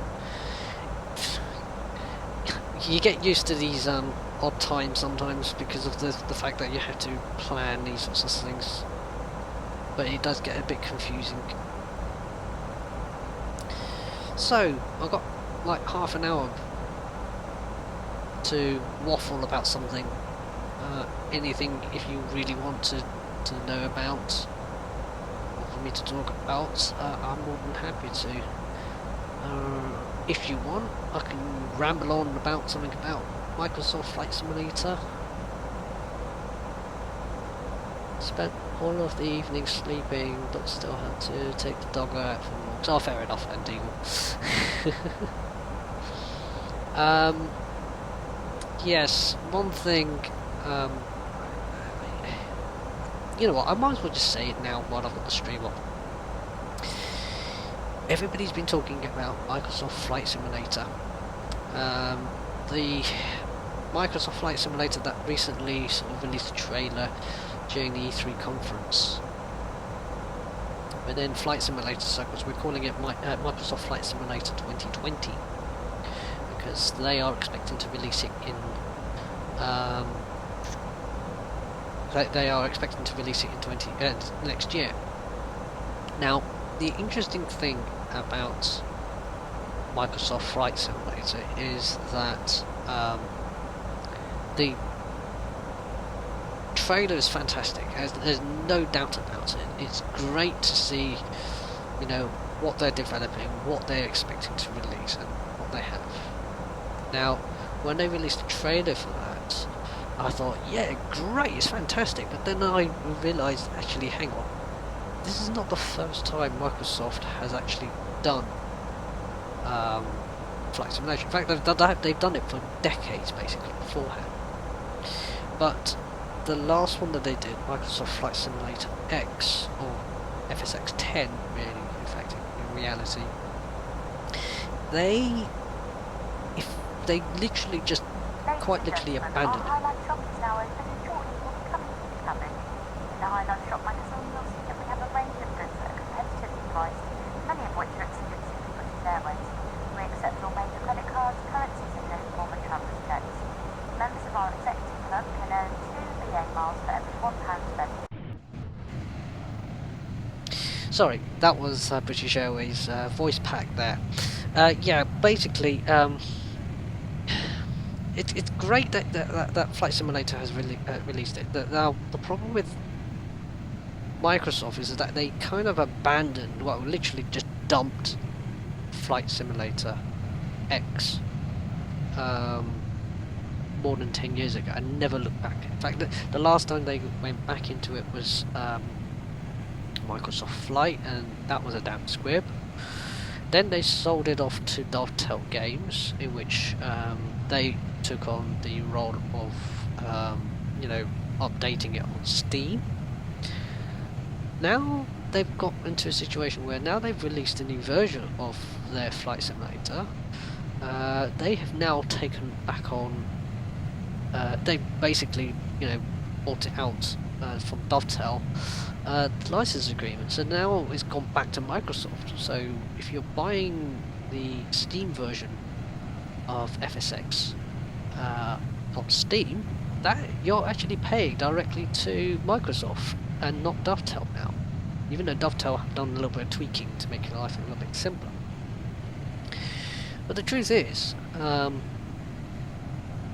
if you're looking carefully at the title of this, it says P3D. Now, the story about P3D is very simple. P3D is owned by Lockheed Martin. You need to understand that Microsoft had two licenses. One was for entertainment purposes, which is the Microsoft Games side of things. And they sold the license to Lockheed Martin for the tutorial and for flight simulation in terms of training. That's the reason why there's two separate licenses. But the interesting thing is they effectively share the same code.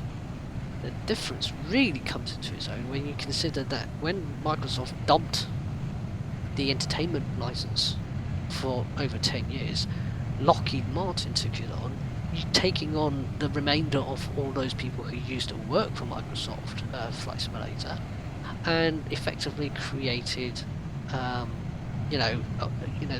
revamped version of Microsoft Flight Simulator in their own packages. And today we've got a 64-bit version of what is effectively FSX. What you're seeing on screen right now is effectively a 64-bit version of FSX.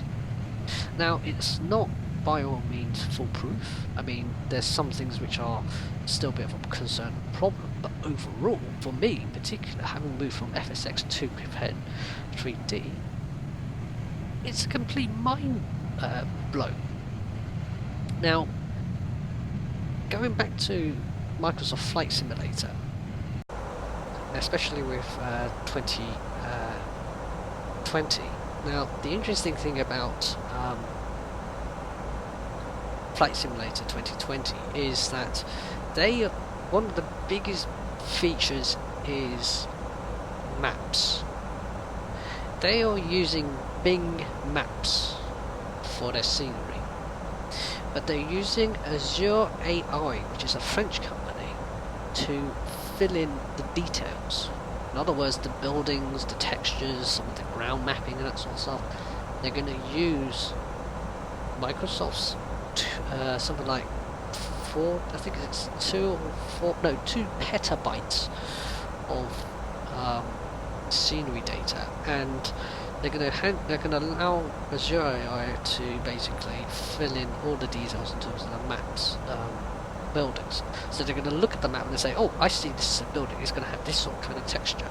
Then they're going to extrapolate how big that building is going to be, and then they're going to build it up from there. They're also going to do the same thing for the trees. And the great thing about the trees is that the trees are going to be dynamically driven. So where you see a building in particular, or a tree in particular, it's going to be roughly where it's going to be.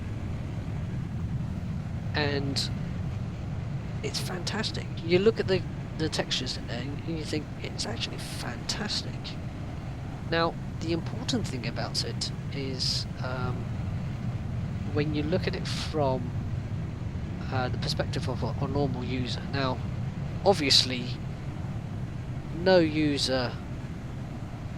home user would have over 2 petabytes worth of storage. It's just phenomenally expensive. I mean, to put into perspective how expensive it is, just look up Linus Tech Tips and look at petabyte server.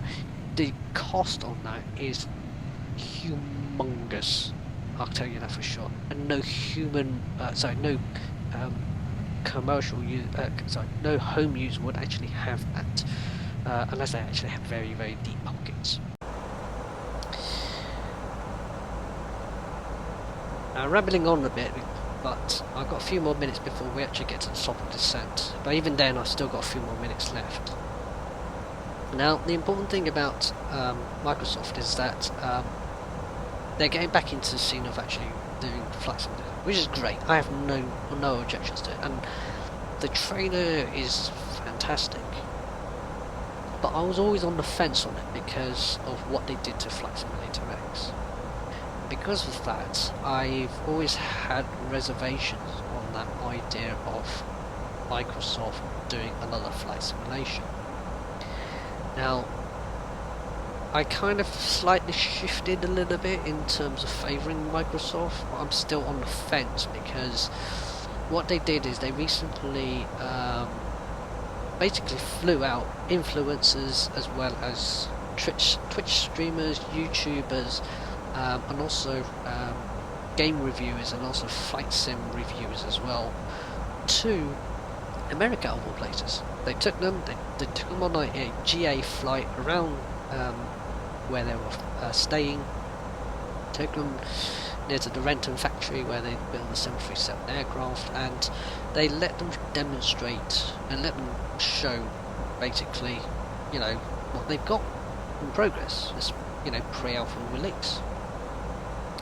Now, the interesting thing is that a lot of the reviews have said pretty much the same things, that yes, you know, the technical details of it is actually great. There is actually 3 different types of operations. You've got full offline mode, you've got full online mode, which uses the Bing Maps and the Azure AI. You also got the semi mode, where basically if your internet connection isn't the best in the world, well, you can still use aspects of it, but it won't be as encompassing as, say, for example, the full online mode, which I think is the best approach. It's sort of like in the cloud sort of like service, but it's not quite. You're still using your own hardware to actually help generate those things. Actually, it's much better for your internet connection overall. But what puts me on the fence is I need more details, especially on add-ons. I mean, to put in perspective, this simulator that you see in front of you, the add-ons, the scenery, the actual flight sim operations, operating software, I can say without a shadow of doubt that I spent about just over £700 worth of it, of upgrading from FSX to Prepared 3D, and now I've got Microsoft Flight Simulator coming around the corner. Just like I've done with upgrading to Prepared 3D. The biggest problem is am I going to get backwards compatibility, or am I going to have to spend more money just to move to a new flight sim? And if that's the case, I'm more likely to continue with what I've got right now, which I'm showing to you now, than I am actually moving to Microsoft Flight Simulator, unless there is an absolute case where they say, right, you're not going to get stuttering like huge amounts, you're not going to get buffering, you're not going to get lag. I mean, for goodness sake, like when I've departed from Heathrow, for example, this morning, the scenery, I mean, you can see it's smooth, it's, there's no stutters or anything like that, because I'm now in the air as I'm away from a lot of terrain and so forth. But when I'm over London, the scenery often bugs out a little bit because it's trying to load in quite a lot. Am I going to get the same thing, this, sort of stuffing and horrible effects that I'm going to get like I am in FSX and now I'm Prepared? I hope not, because if it is, it'll certainly be a big, huge turn-off. But then again, it's useful to hear from the add-on makers themselves, who have said, and I'm just going to descend right now, who've said, they've been in discussions, and Aerosoft have apparently been one of the makers of Flight Sim add-ons, is going to look into doing add-ons for this new Flight Simulator.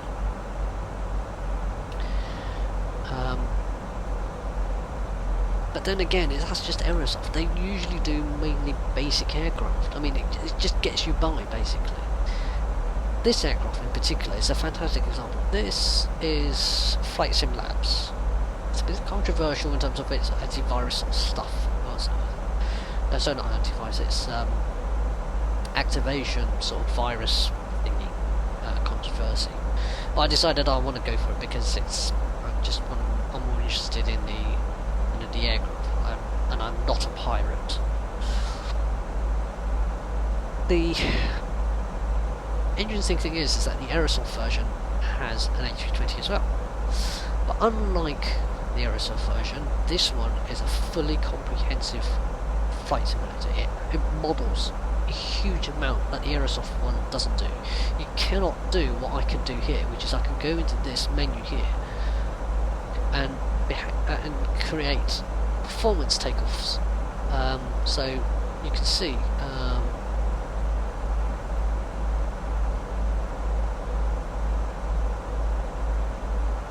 there we go.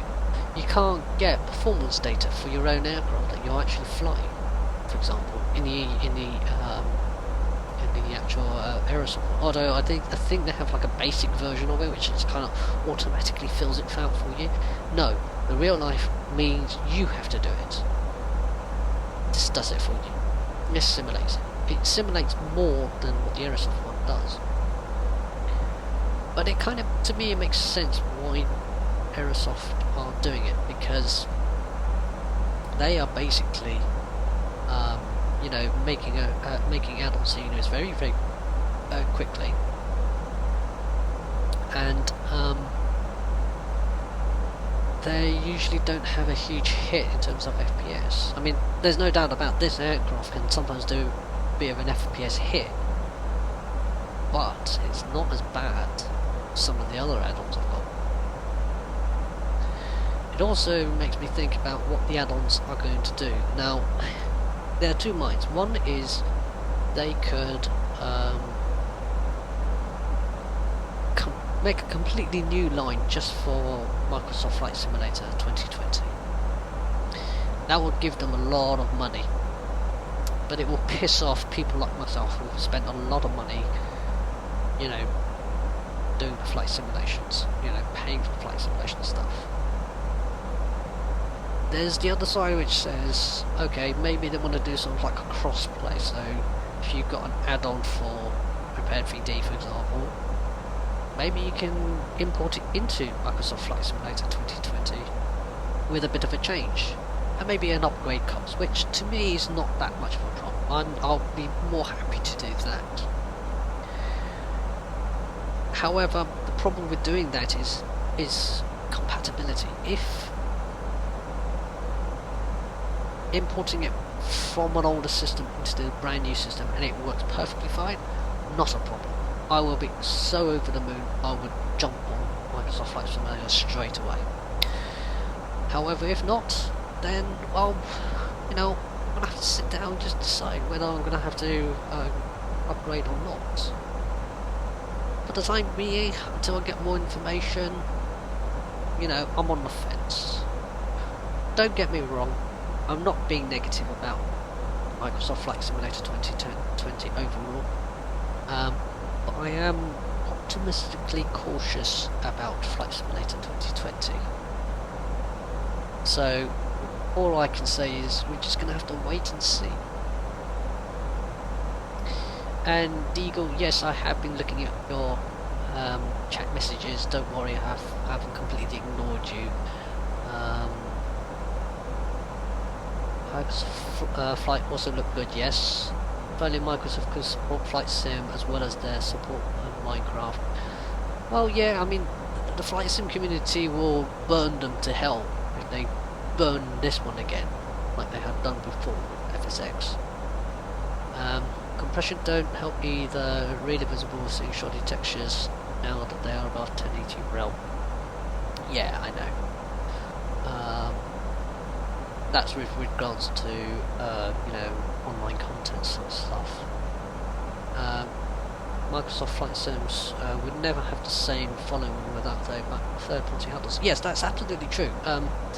Another thing I should also add is that I'm, you know, in a Flight Sim chat on Discord, and we've had this conversation before, and it's interesting hearing people are so optimistic about it, but most of the people that I know of are younger people, so they've never really fully experienced what FSX really is. I mean, they probably have played it, but never really like used the add-ons I've had, never encountered the problems that I've encountered.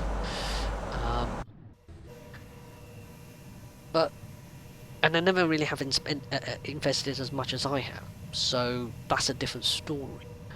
Having said that, you know, when they dumped FSX, it was the add-ons who basically continued it on, who made it work, and decided, you know what, there is money to be made out of this, and there is money to be made. I mean, this particular aircraft in particular, it's like 140 euros, for goodness sake. That's a good 100, you know, something 140-ish pounds for me that I've just paid. It's a phenomenally large amount of money that I've actually spent on just this aircraft.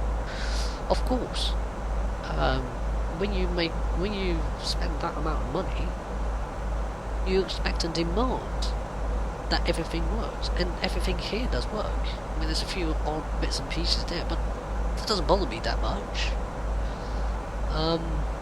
There is a streamer who is a real life pilot who flies these aircraft, and he actually beta tested it, and he was he's absolutely fantastic, because not only does he demonstrate how to fly it, but also he helps to test it from time to time. And the great thing about it is that you can see that a lot of the features that he knows as a pilot flying this aircraft is there, and I can replicate it.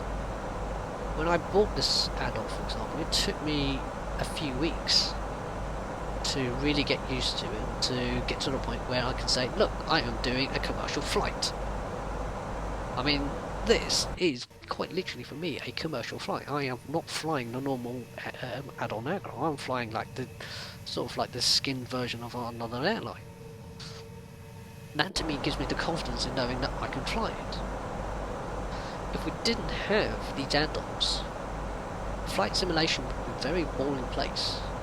We would be wholly reliant on, you know, one manufacturer to to do everything for us.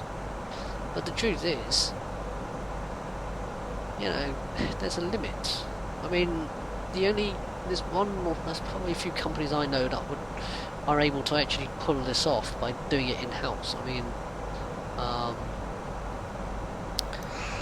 Truck Simulator, Euro Truck Simulator, American Truck Simulator, for example. They managed to managed to do it in-house, and they've actually done a pretty good job. And their offering is actually quite limited. Flight simulation, you've got different aircraft, so everything. We've got aircraft which are from general aviation, we've got jets, we've got props, we've got helicopters.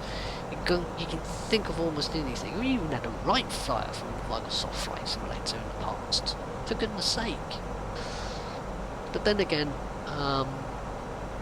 you know, as I say, without add-ons, we would have problems, and we would not be happy. And I really do hope Microsoft Flight Simulator 2020 really does, you know, actually, you know, honour the agreement of actually to the Flight Simulator community and actually giving us a, you know, worthy Flight Simulator to rival what we've got now. Anyway, I've rambled a lot, and as you can see, we are now rapidly descending into Geneva. In fact, we are getting very close to actually Geneva Airport, and we're close to what's called the final approach phase. So, just to recap, let's close this. That's our current position at the moment. We are currently doing the Alusa to Romeo approach. So you can see our aircraft is actually pointing here. We're going to go to this point called Simprex. Then from Simprex, we're going to do the approach into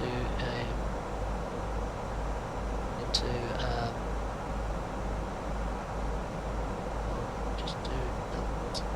There we go. I knew I did something. I forgot something. Basically, we're going to go to Simprex, and from Simprex, we're going to go all the way down into the airport itself. Oh, that's something I forgot to do. Rambling away and completely forgetting the MDAs. MDA. Minimum descent altitude 1565. And we need to do the approach as well.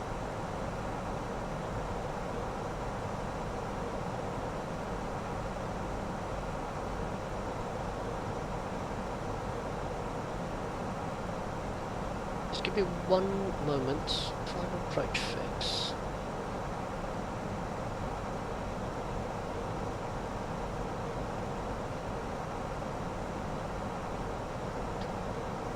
Are you ready for the approach brief?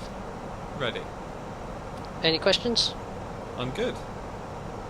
Right, that activates the Flight Simulator, sorry, FS to crew.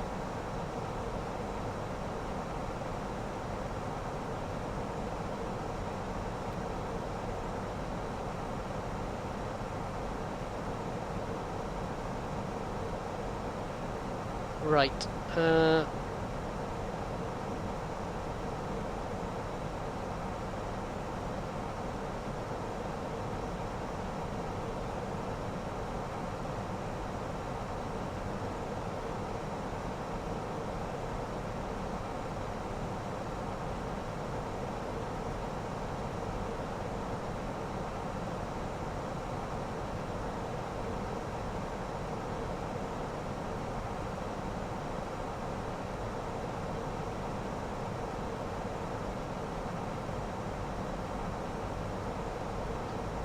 QNH 1018 set. QNH 1018 set. 1018 set, passing 6,500.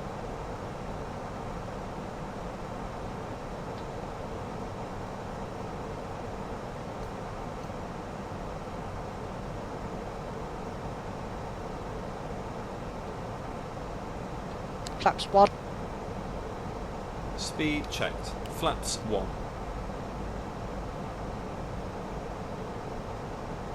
Okay, I'm gonna shut up and concentrate now.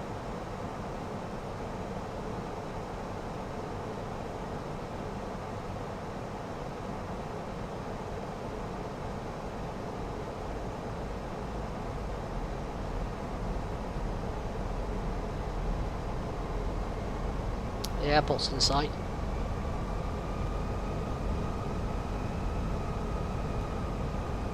Approach checklist. Briefing. Confirmed. ECAM status. Checked. Seat belts. On. Barrow ref. QNH 1018 set. 1017 Ladies and set. gentlemen, the captain Minimum. turned on the fasten seatbelt sign as we will shortly be landing at our destination. 1565 set. Make sure that all your personal belongings are safely put away in the open locker door under the seat in 1565 front of you. feet set. Engine mode selector. Emergency exit row should place Normal. all items in the overhead lockers. Approach checklist Leave the floor area complete. around your seat completely clear.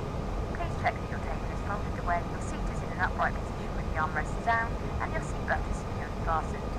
You may continue to use handheld electronic devices for landing. These must be held securely or placed into a pocket. Larger items, including laptops, must now be switched off and stowed away safely. Please also take a moment to remind yourself of your nearest exit. Thank you.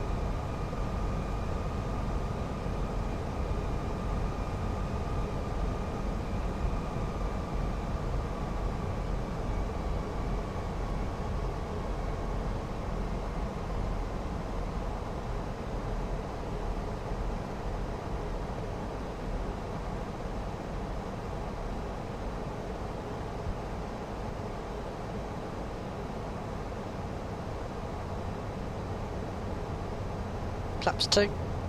Speed checked. Flaps 2.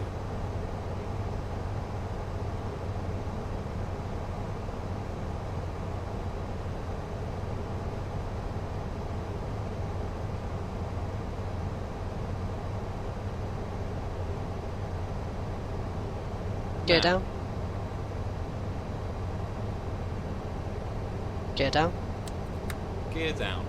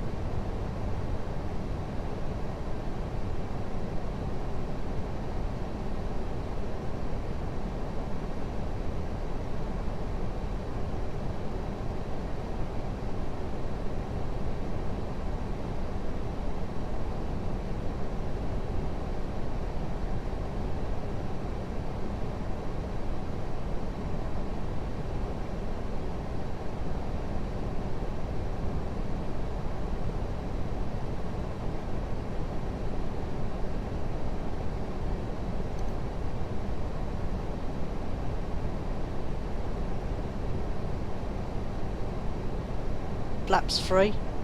Speed checked. Flaps 3.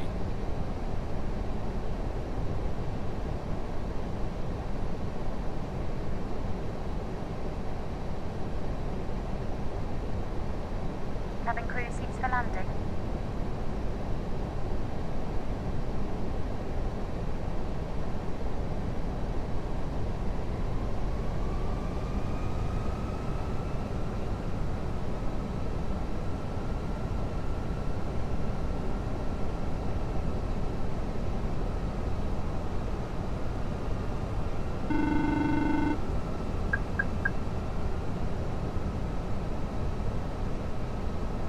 Hello, that's the cabin secure for landing.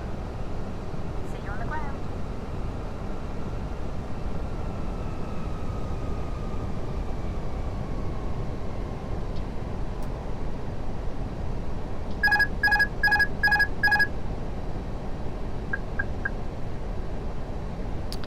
Yeah, I really boo-booed that. 2,500. Flaps full. Radio altimeter alive. Speed checked. Flaps full. Cabin crew, be seated for landing.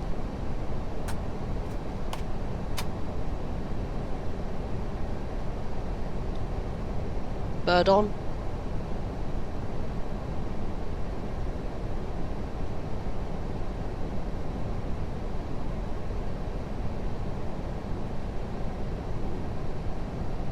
Passing final approach fix, 2800 feet.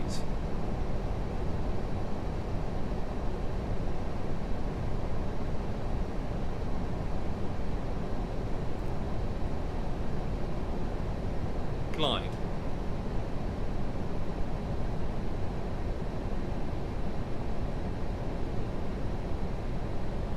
Glide slow. 1000. Glide slow.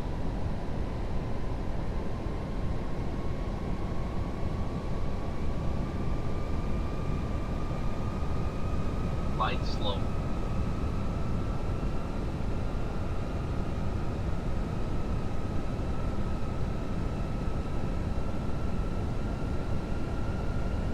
Landing checklist. Cabin crew. Advised. Auto thrust. Speed. Auto brake. Low. ECAM memo. Landing no blue. Landing 500. checklist complete. Glide.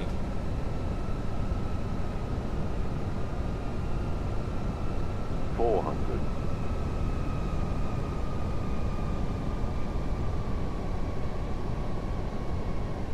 300. 100 above. 100 above. Minimum. Continue. Minimum 50, 40, 30, 20.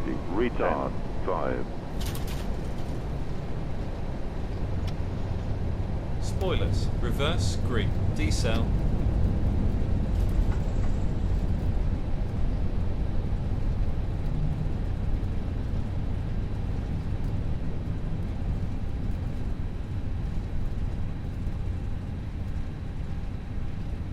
$70 knots.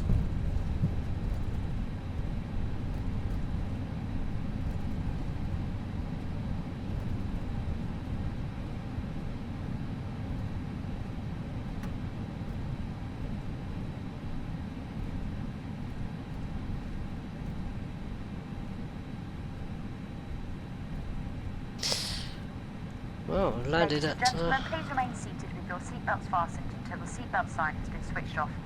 You may now make and receive calls and use all data services on your handheld electronic devices. When leaving your seats, take care opening the overhead lockers as items may have moved and can fall out and cause injury. Before leaving the aircraft, please make sure you have all your personal belongings with you and remember that smoking is not allowed until you have reached the designated area. All of us at British Airways and the One World Alliance would like to wish all our customers and those of you visiting an enjoyable stay. If you're travelling on further, we wish you a pleasant onward journey. It's been our pleasure to serve you and we look forward to welcome you back very soon.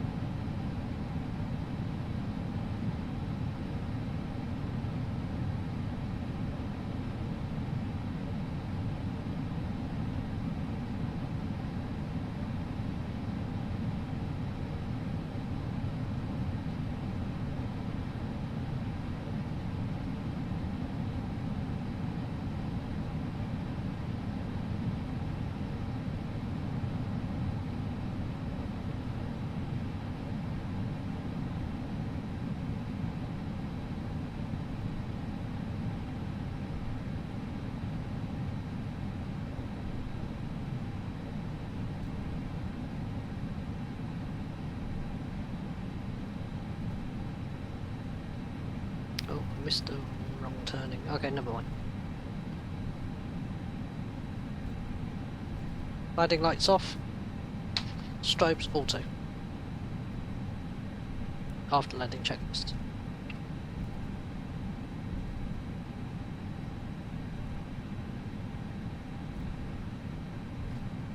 Yeah, maybe I shouldn't have rambled so much. Join the approach.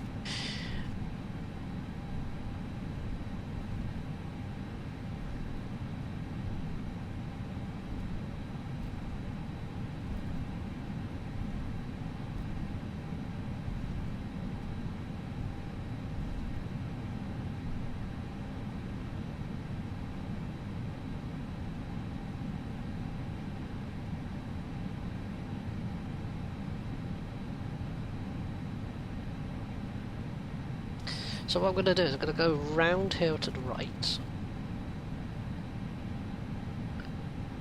Go literally around.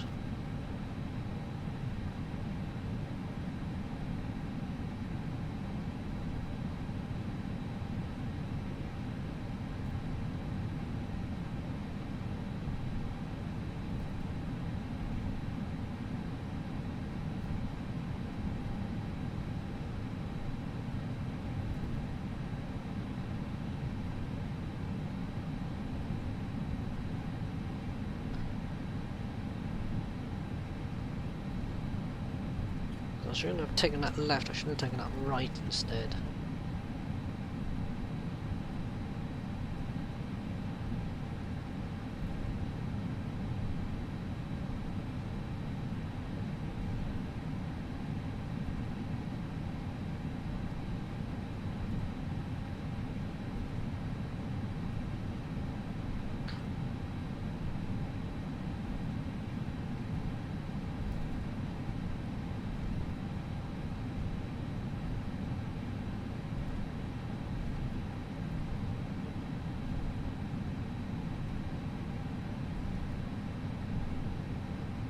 And yes, sorry, welcome to Geneva. I'm completely mind blown.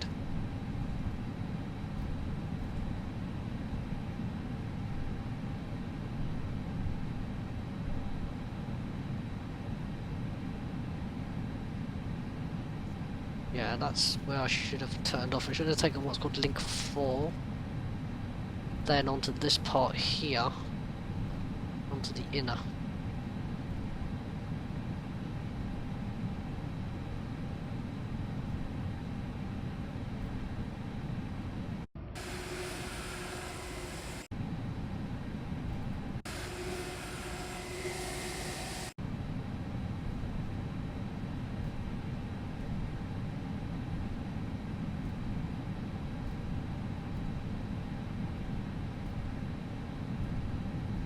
It's 42.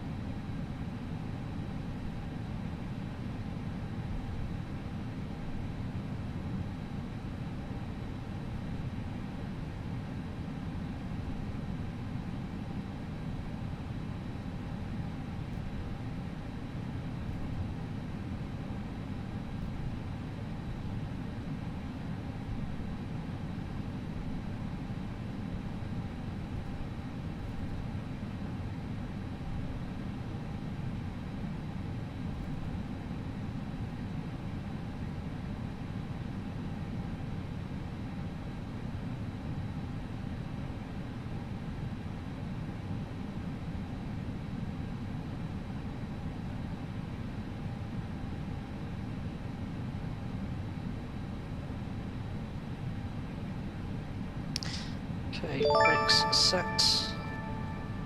Oh, who's that? Oh, Robbie, hello. Thank you for following. Forgot to put the APU on.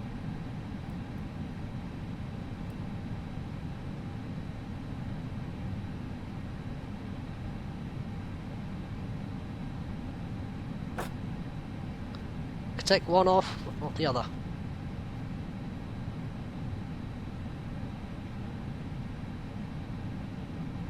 Taxi lights off.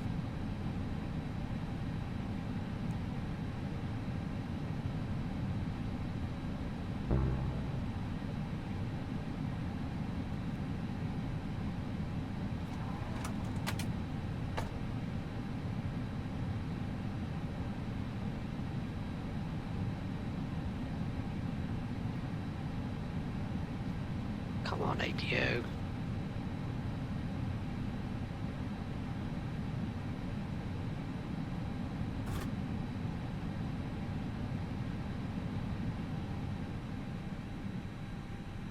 There we go.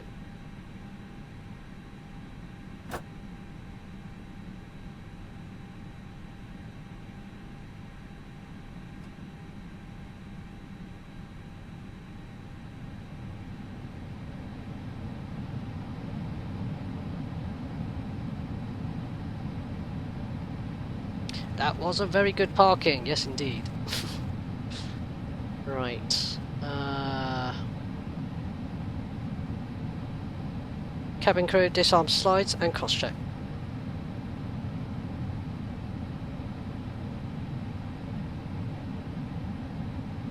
Cabin crew. Check.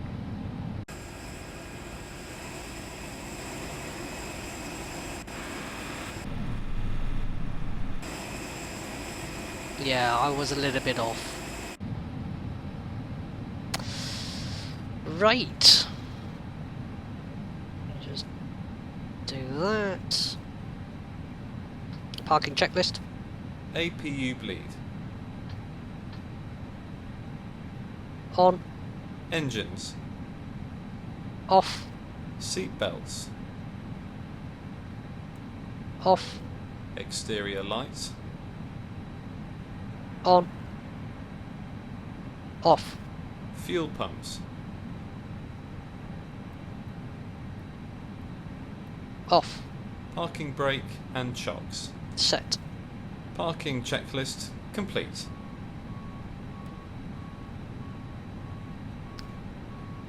Okay. Let's see, what did we do? So, we were out 11:01, doors were at 10:59, we were off the blocks at 11:18, went on the blocks at 12:35, we were in at 12:42, block times 1:41, so we were actually a little bit earlier. Flight times 1 hour 16 minutes. Great. FS2 crew struggles with your Geordie accent. Yeah, I know. You have to have a certain accent, unfortunately, for FS2 crew to really work. Although, having said that, that's just the fault of Microsoft, really, when it comes to their voice AI thingy. Right, so let's get outside and have a look.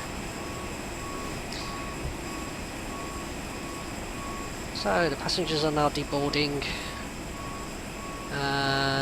The luggage is and cargo is coming off the aircraft. So yeah, like I say, welcome to Geneva. I'm not going to do the return flight. I might consider doing this tomorrow after work. See if I can do that instead. I kind of want to spend the rest of my day now doing other things. Most probably playing Destiny 2 or something like that. But yeah, this is. Are you part of BAV? No, I'm not actually with Joe is virtual. I should, you know, I know I should really be be part of it. But the truth, to be honest, is I know I should, Robbie. I know. To be honest, I need to spend more time getting to know flying the aircraft rather than just saying, oh, I want to be a commercial pilot flying this and that sort of thing.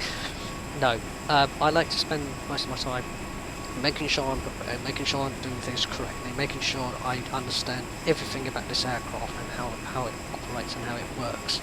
And then once I've done that, then I'll consider doing BA virtual stuff. But as far as I'm concerned, I'm just having fun. And I will certainly consider BA virtual, especially the fact that we're going to get new vaccine codec coming out very, very soon. Right, that's me getting the rambles out of the way. I just want to say thank you very much for everybody who has taken the time to actually be in the stream. I may consider doing a stream tomorrow afternoon, probably around about 2, maybe 3 o'clock, something around about this time-ish. I don't know, I mean, I'll consider it.